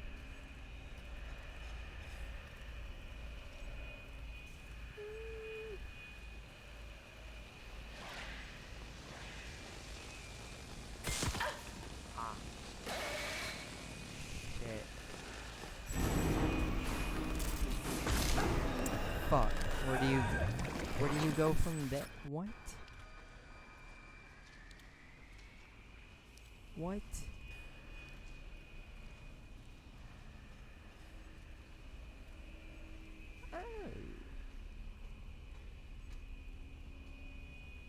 Oh. I say now.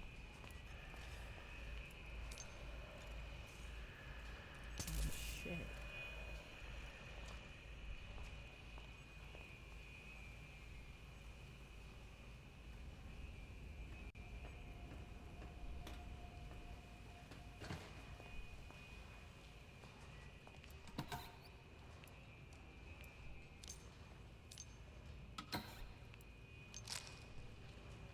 Okay, so how do I leave?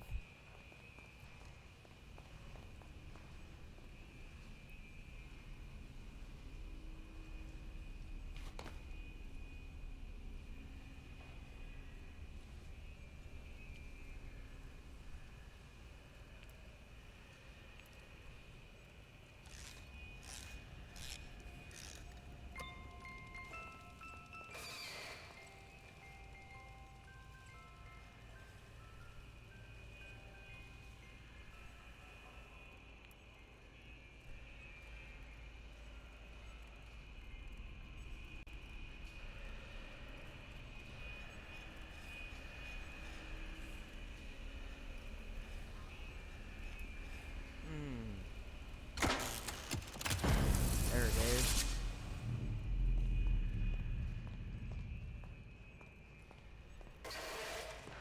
Shit. Nope, nope. Fuck, what do I do? After you power it down, what the hell do you do?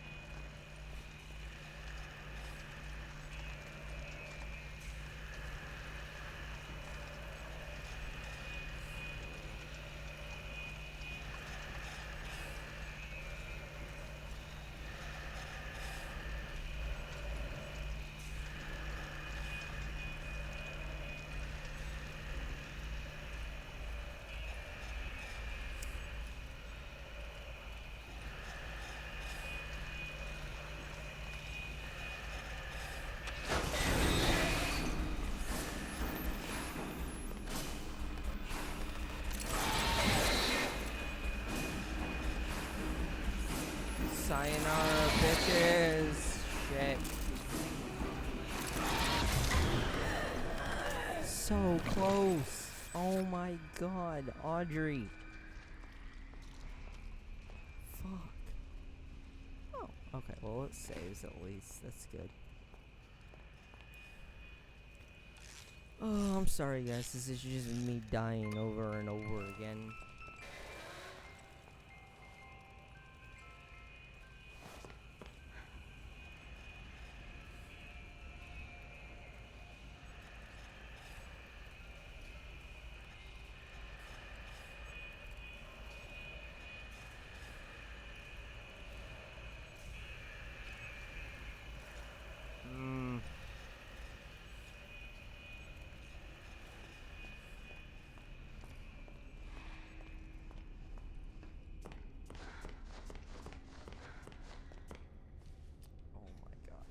go. There we go. See, how hard was that really? I just suck at these games, guys, that's all. South Wing, there we go.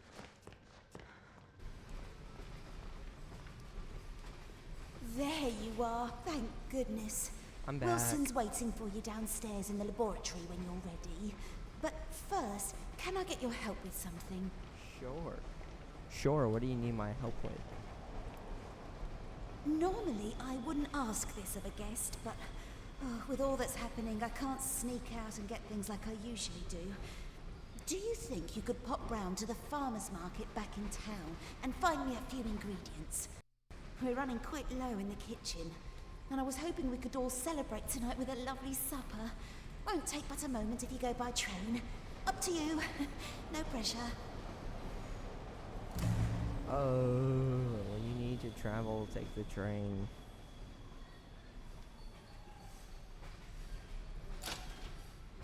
Head to the farmer's market.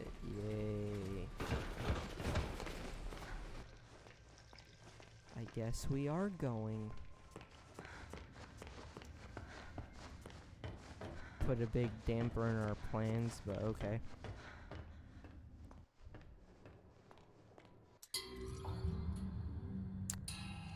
Probably not gonna tell me what ingredients we need.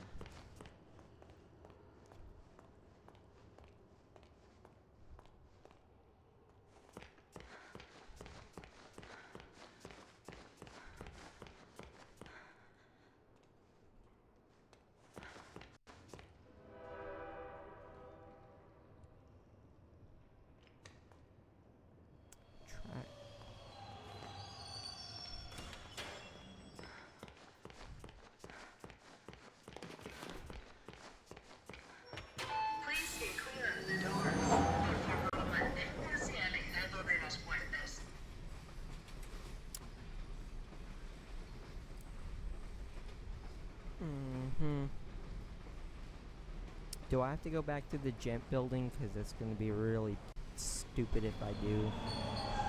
Have a nice day. Que tengas un lindo día.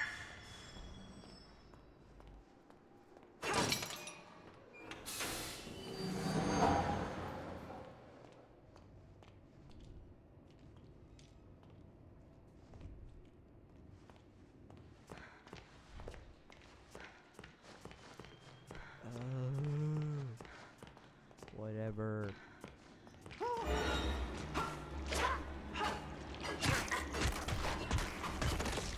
Since when did this game just become a big glorified fetch quest game?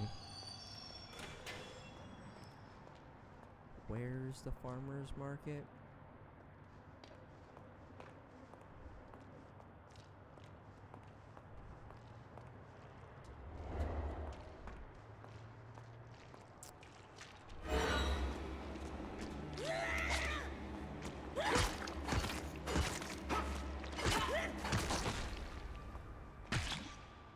You're joking, right? I have things to do and places to be.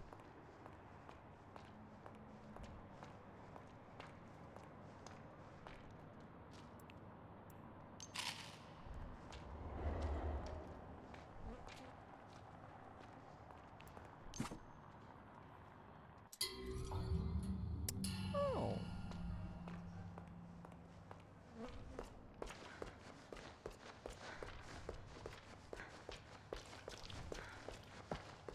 So I can just go back the way I came, right?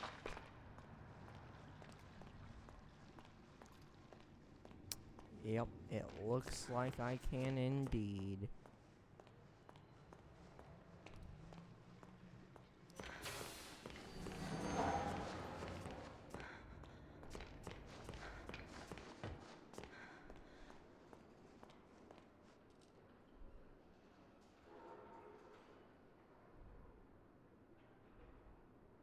Doesn't look like the train's arriving on time.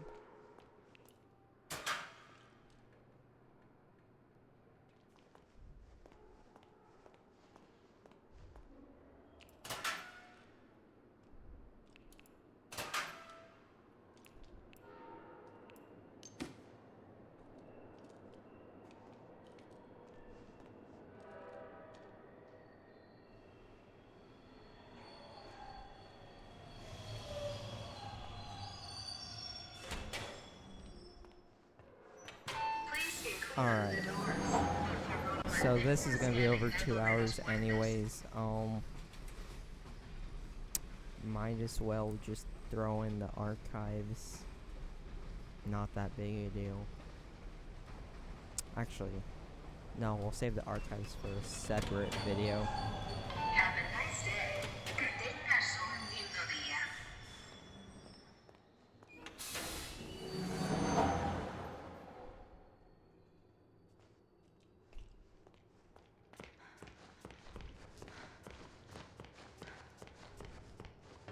I have a feeling we do the archives, it's going to be like an additional 20, 30 minutes put onto this, and this is already going to be over 2 hours, so we'll save it.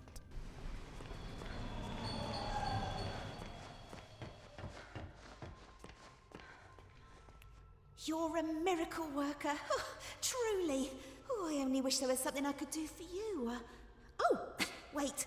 I spotted something in the fountain yesterday. Don't know what it's for, but you're welcome to have it. You better go see Wilson downstairs. In the He's been laboratory, waiting I ages. know.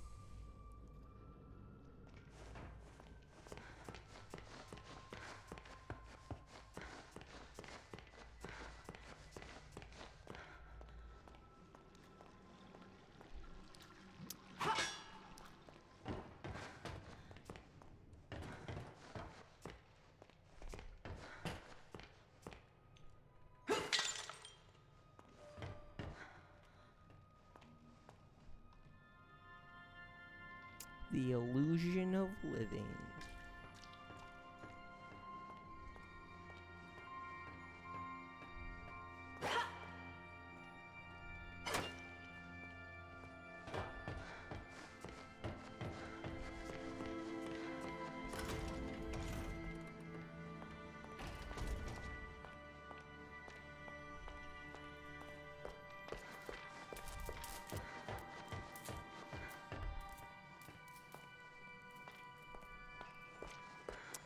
Why am I getting like Poppy Playtime vibes with all the colors and stuff from this?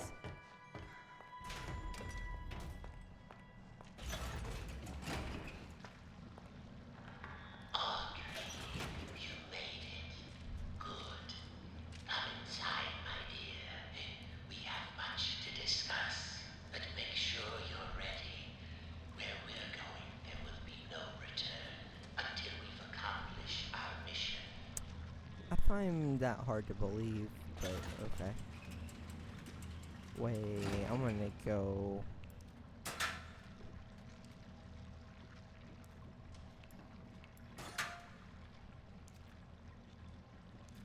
I'm never gonna get to upgrade my wrench. Thank you for coming all this way. The Ink Demon is a formidable foe. To truly destroy such a monster, he must be dethroned, humiliated.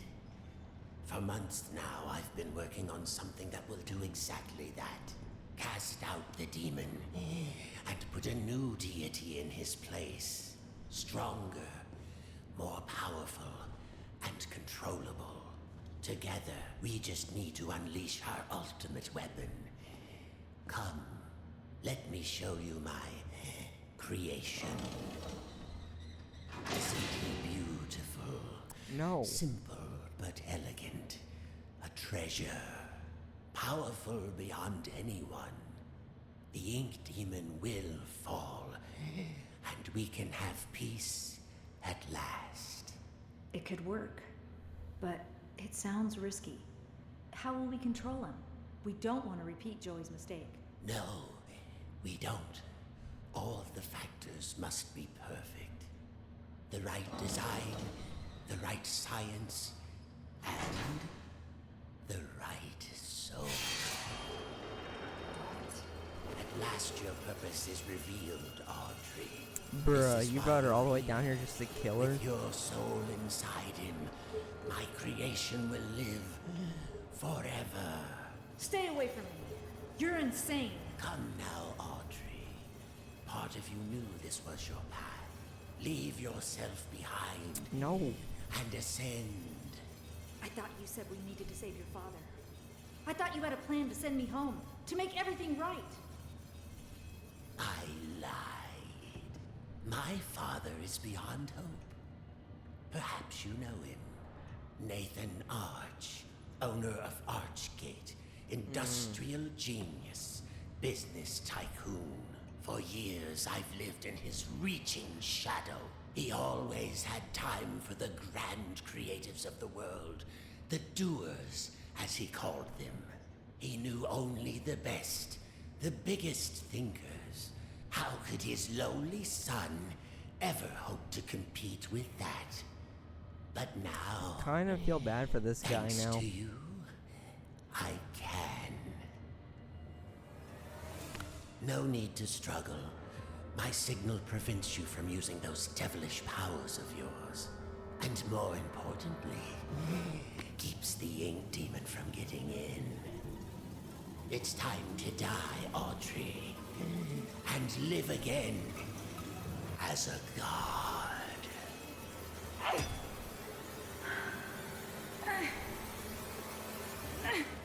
No, not this time. Ah. Uh-oh.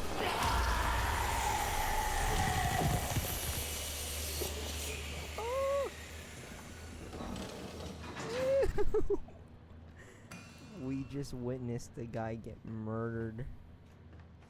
Oh, I'm sorry, YouTube doesn't like that. I should say unalived? Is that a better word? Probably not, but... what? Killed in his own lab? Oh.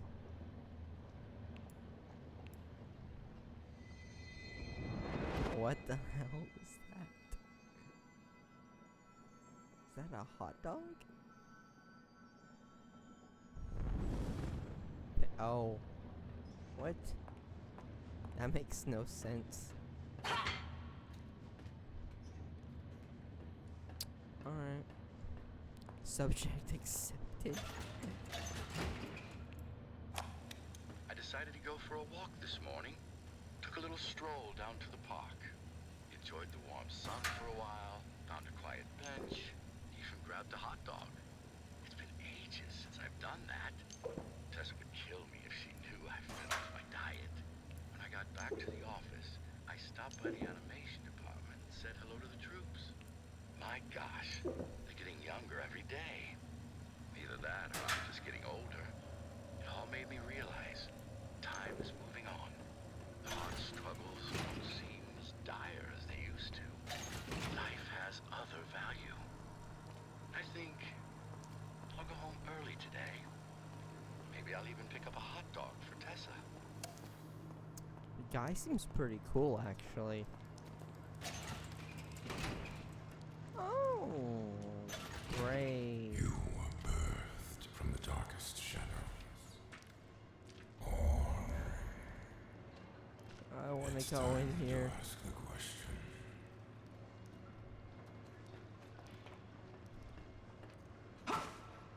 Damn. What question do you want to ask, bro?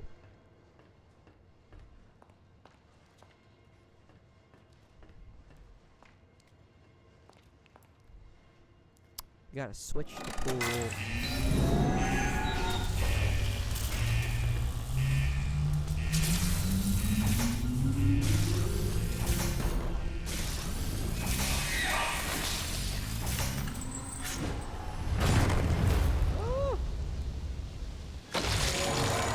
What the hell?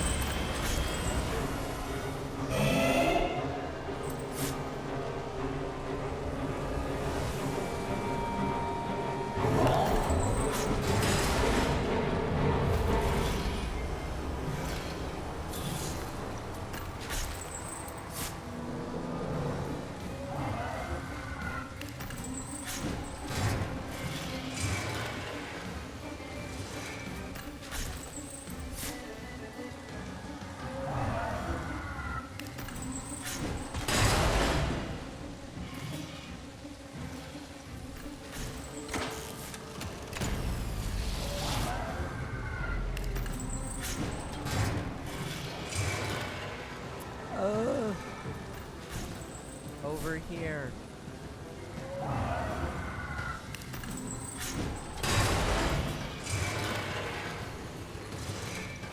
Shit. Oh, recharge.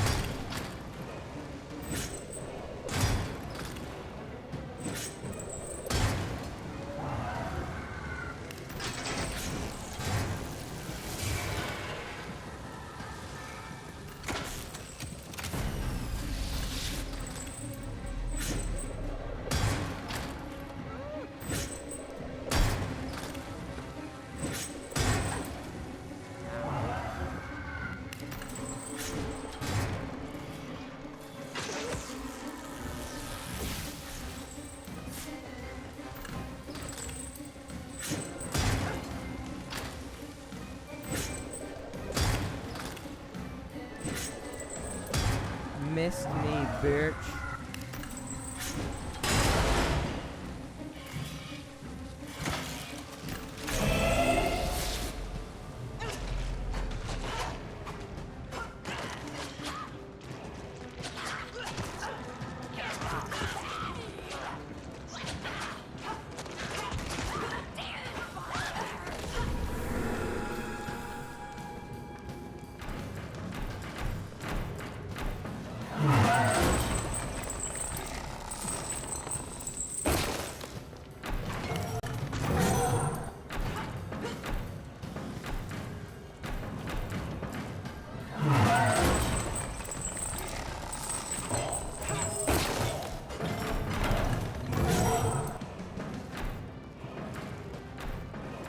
Come on.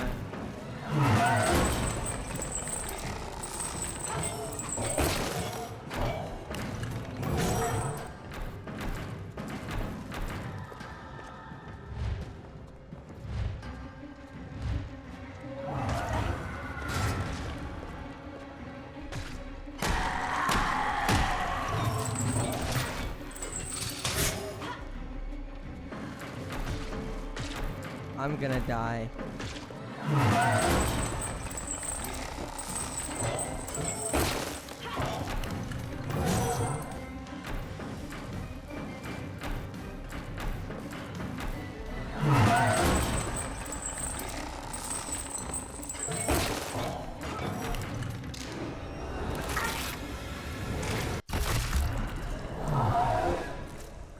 What?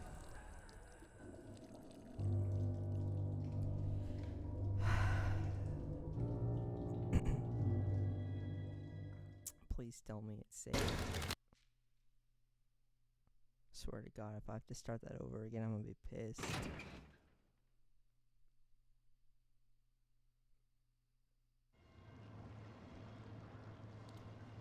Oh my God. Okay, what the fuck?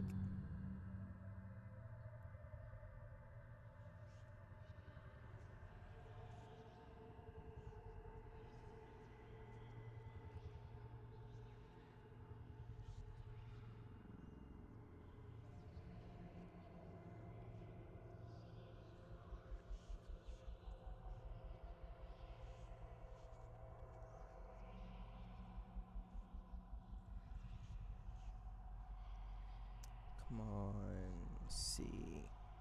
All bosses, how to beat them. Oh.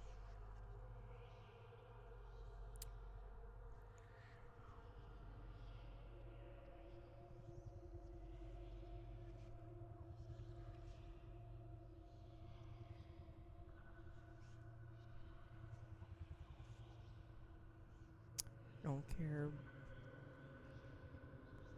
Okay, yeah. In the game cutscene, over to the right, use it immediately before Chipotle attacks. The goal here is to use the attacks against him. There are 3 units in the corners of the room that you need to break open. To do this, you need to wait in front of them until he uses his anchor attack. easily avoid the attacks by waiting for his roar. You hear the roar, move away from the unit. You'll attack. Okay.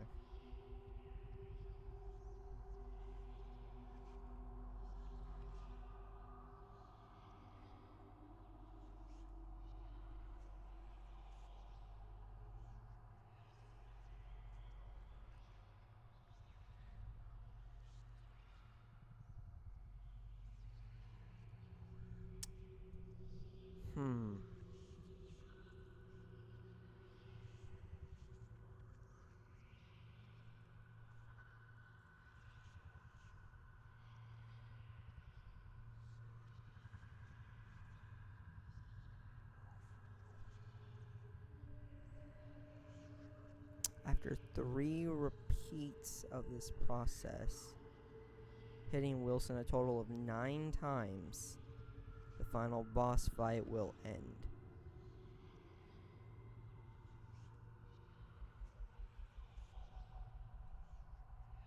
Oh, you have to hit his head. Okay. That makes sense. That is what I was confused.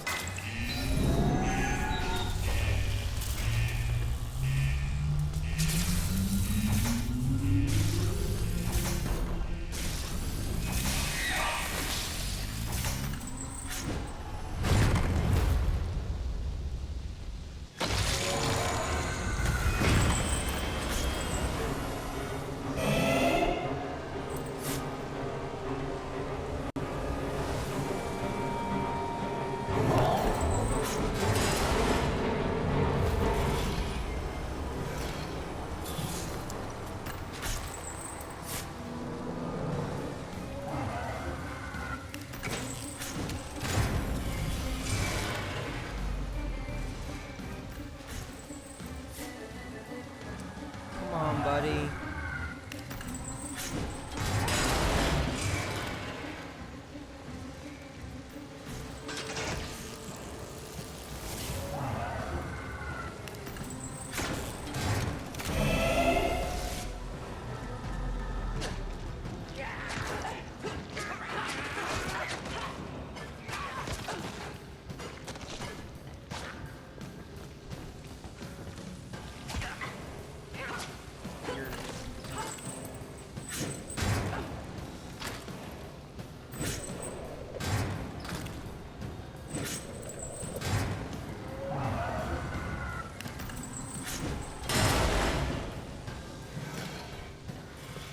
This isn't so hard.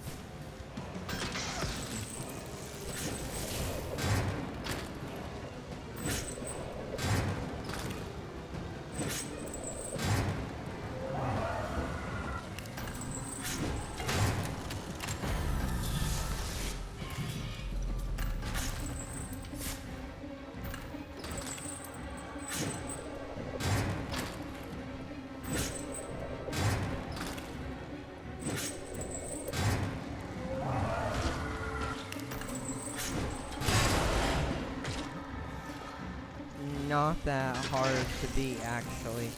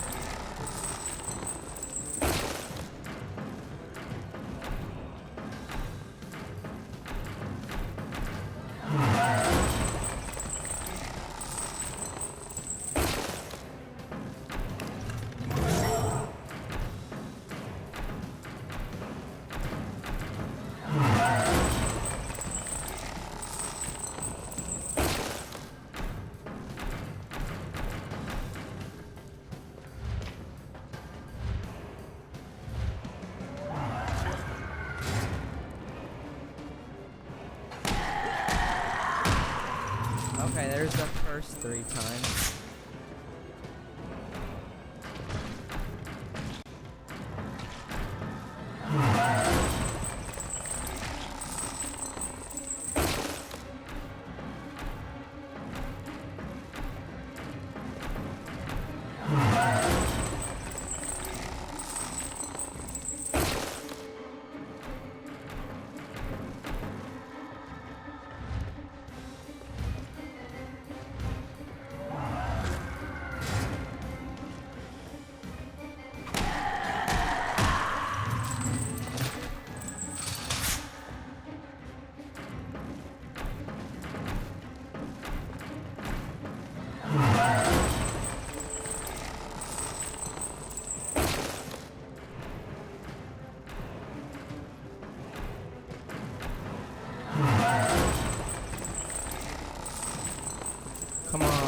buddy boy.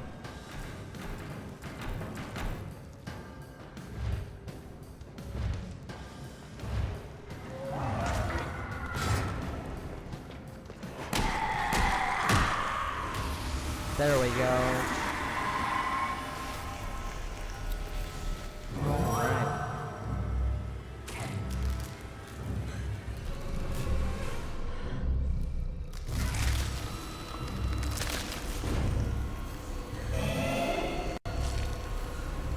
Ow.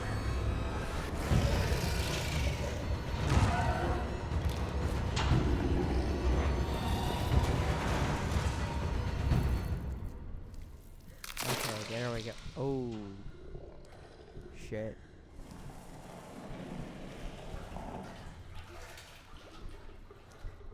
Ow. Is it over?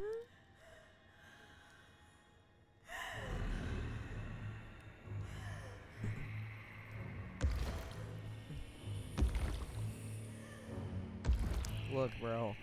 I haven't done anything to you this entire game. It's time. Your road is broken. Quite literally.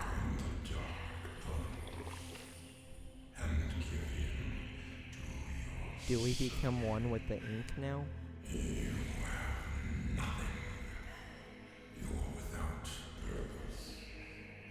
Your very existence was a terrible lie. What? You're a mistake. Ouch. Monster. Like me. Not I will make you strong. That's what they all say. Holy shit, it's already almost 10 o'clock for me. And I've only been recording for not even 2.5 hours. Oh my god.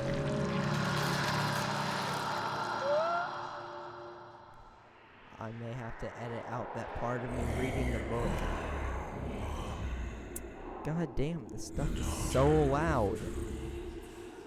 I think I need to turn down the capture card volume just a little bit. There we go. Hopefully the volume turns down so you can actually hear me. As it is late and I do need to keep my voice down, so just saying. Whoa. What's happening to me? Am I one with the ink demon? Me and good old Bendy are now one. Choice. Joey! I know you're in there. Deep behind that evil face. Inside somewhere is my little girl. My Audrey. My greatest creation. I'm scared. I don't know what's happening. The past doesn't define you, nor the present. In the end, all those years ago, Joey Drew finally succeeded. He created life. But Audrey, you're so much more than that. You were his family, his daughter, my daughter. And I love you so very much. Be quiet, Rich. Remember who you are, Audrey. Remember. Your words are waste. Ah. The failure of Joey Drew. Dogs. I know you're in there. You don't have to be this anymore. It's never too late. Just a pencil and a dream isn't enough. You have to have heart. Oh. The future is sealed. Fuck you, Bendy.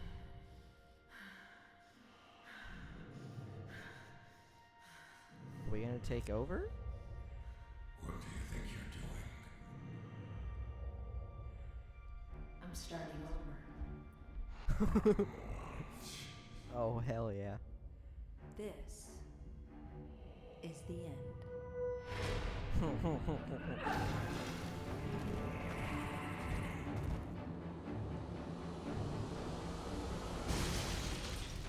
Shit, do we actually get to play? Or is it just the cutscene? I'm gonna be mad if it's just the cutscene.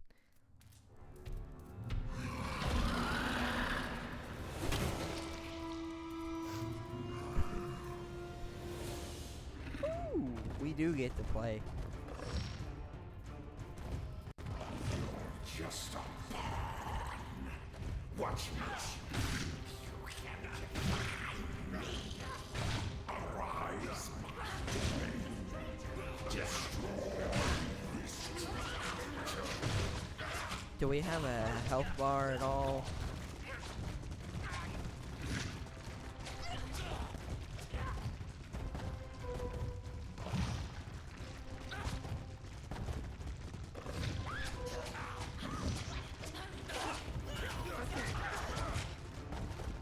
There we go.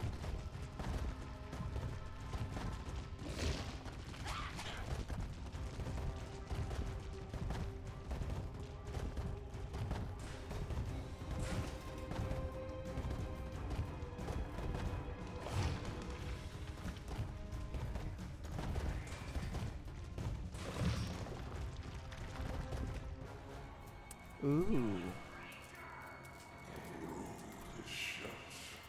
Are you sure about that?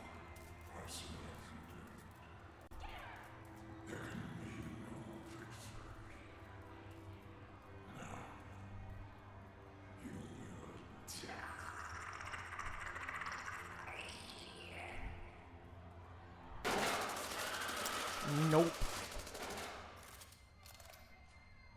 So scared they're deforming into their dead selves.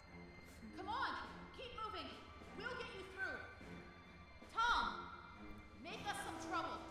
Oh, hell yeah.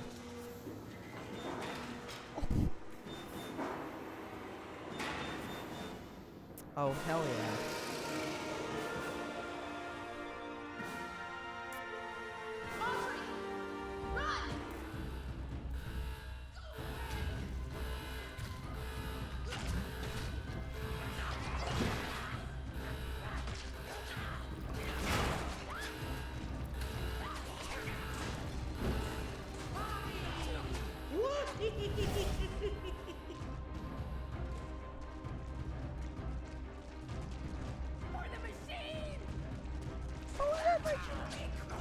I got this.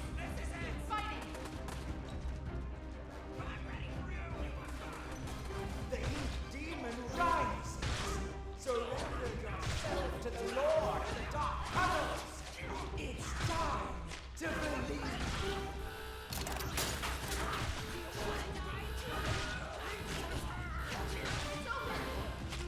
It's not open.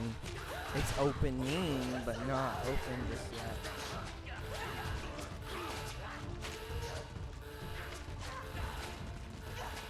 Freaking go.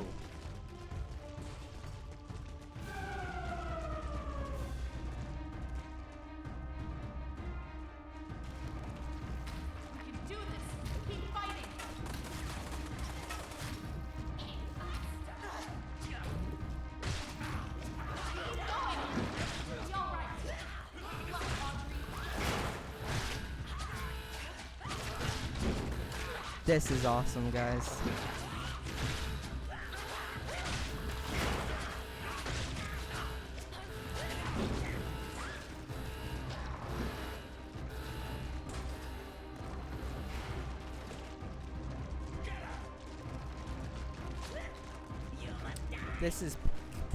This is peak Bendy content, guys. Move. Dead end. Now what? Need some help? Henry. Yo, You came? Henry. Some battles are worth fighting for. What's good, my dude? Come on. I found a projector up ahead. Run for it.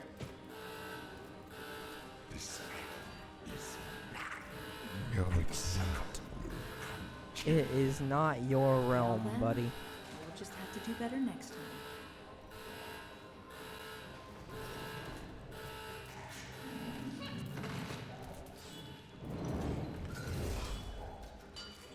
Let's play the end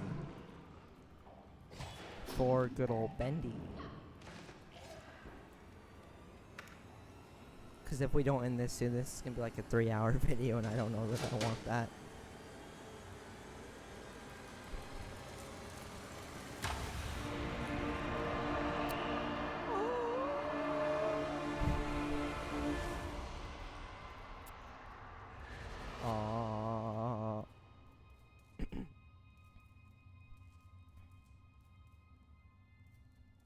Well, shit.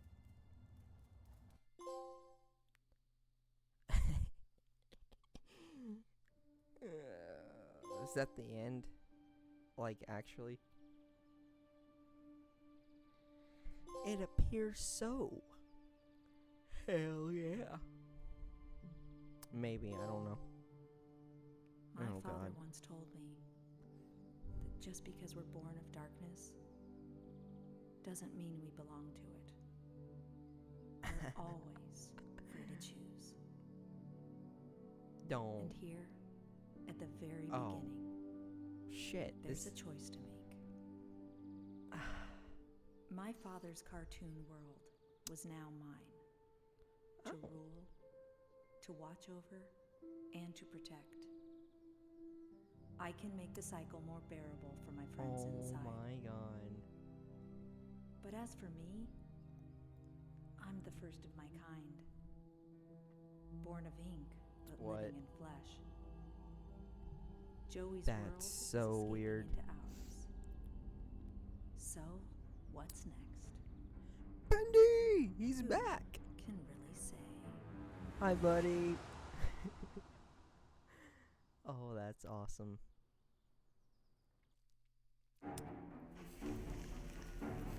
Created by the Meatly. Oh my god.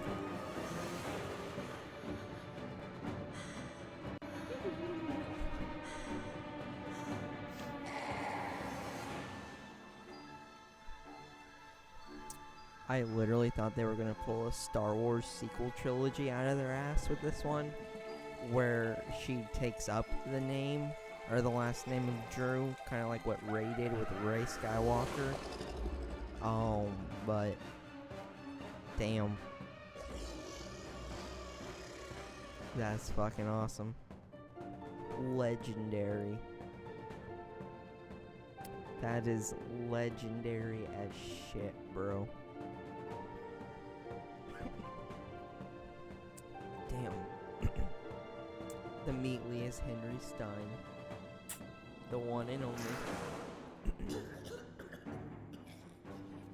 I don't know, I kind of felt bad for Wilson at the end there, but not too much. What about Mike Mood? What happened to him?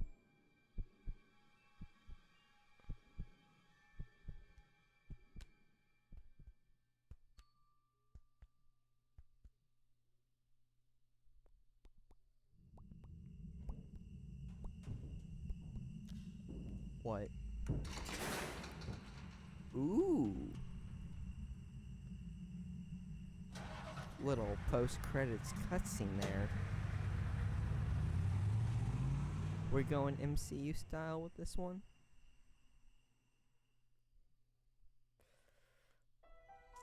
I don't know, man. Oh, that was a mid-credit scene. Stick around and see if there's any post-credits.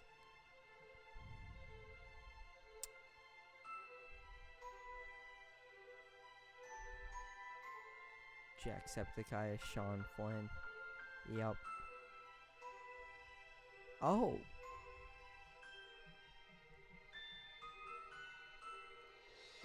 Well, I just saw some other YouTubers in there I didn't know that were even in this game.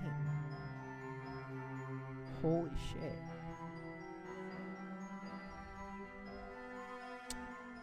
Well, maybe in the archives video I might have to go on YouTube and search up their little cameo lines in the game then.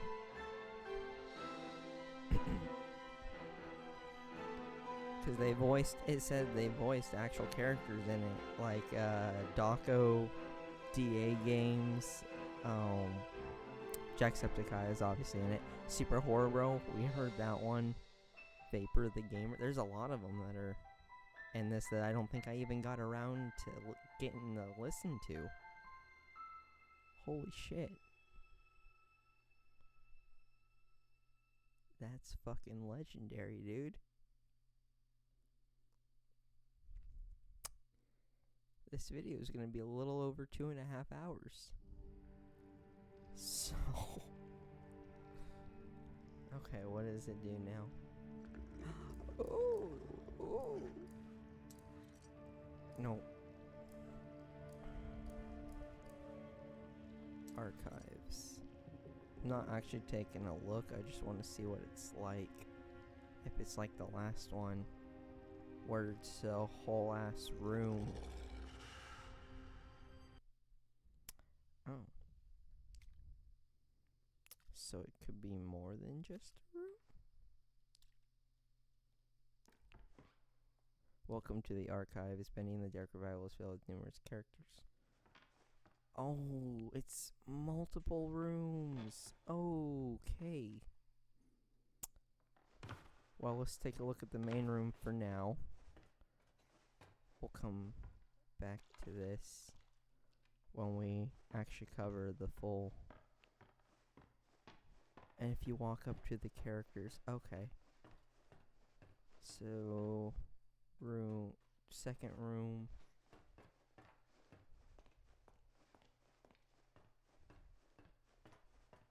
Third. Oh. Okay. Okay, I see you.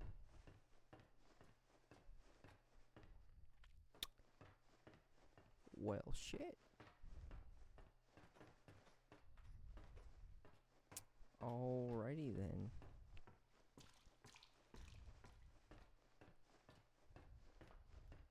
That's legendary, dude. Oh my god. Betty.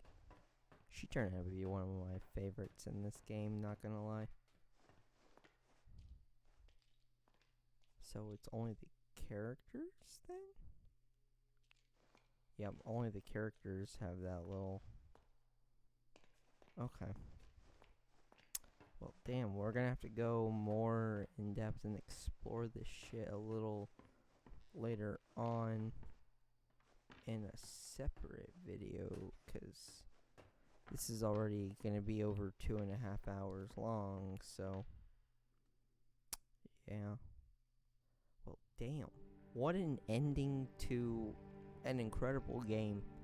I didn't think I was gonna like this as much as I ended up liking it, but kind of has me excited for the third one now, whatever that's gonna be.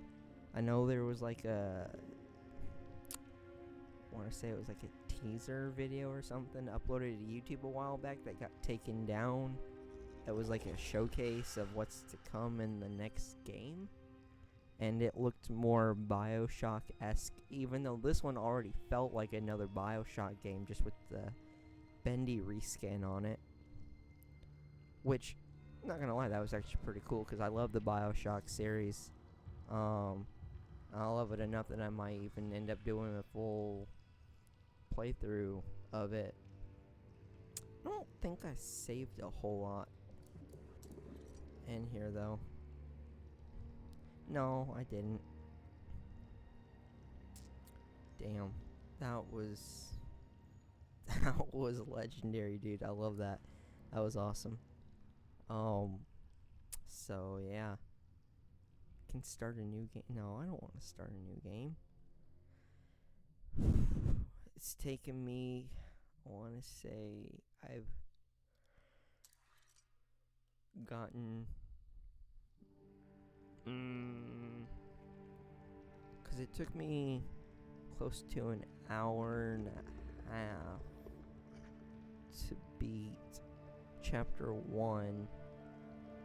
Chapter 2 took me just a little under an hour. So did Chapter 3. Chapter 4 was also the same way. So Chapters 2 through 4, those are going to be a little under an hour long each. Chapter 1 and 5, those ones are going to be anywhere between an hour, and I guess this one's about 2.5. So playthroughs vary by your skills, I guess. I kind of suck at games like this, which is why it's taken me a little longer to do this. Not just that, I read through that entire little book that they have on it, or that they had in the chapter, which I might cut that out and splice it into the archives video, so this can be shorter, like around 2 hours, maybe a little less, I don't know, depending on how long it took me to read that volume, book, whatever the fuck you want to call it. But damn, this has been a fun journey. Sad it's over until the third game comes out. Whenever it does, I'm here for it. I'm on board. I like the direction they've been going with this. It was awesome. Definitely gotta say, there were many parts I didn't like just because of how freaking repetitive they were. Like the stuff with the keepers. That was a lot harder than it should have been. Because they didn't even really guide you or direct you on where to go. There's no real, like, here's your objective, here's where you need to go, what you need to do, kind of thing. And someone who has a short attention span, you know, having no direction kind of doesn't do well and help me out in the sense of completing the game. So maybe in the next game, if somehow somebody that worked on the next Bendy game sees this, if you do see this, please give us more of like a real objective on where to go and what to do for each chapter, or I guess levels if you guys decide to split the third game up like that. But it'd just be nicer to have like an idea or direction of where to go and what to do, especially for those of us like me who don't have the biggest attention span. My attention span is very freaking short, so not knowing where to go and what to do, I get bored easily with stuff like that. But I mean, this game was fun, so it wasn't too bothersome. But you know, I'm gonna go ahead and go before this video gets like 3 hours long. So thank you everybody so much for watching. If you did like it, please leave a like on the video, subscribe if you can. If you do, hit that little notification bell so you'll be notified when I upload next. My upload schedule as of right now is every 4 days. So every 4 days you get a new video, and that's usually about 3 videos every 2 weeks, and roughly around 7 to 8 videos a month. So stick around for that.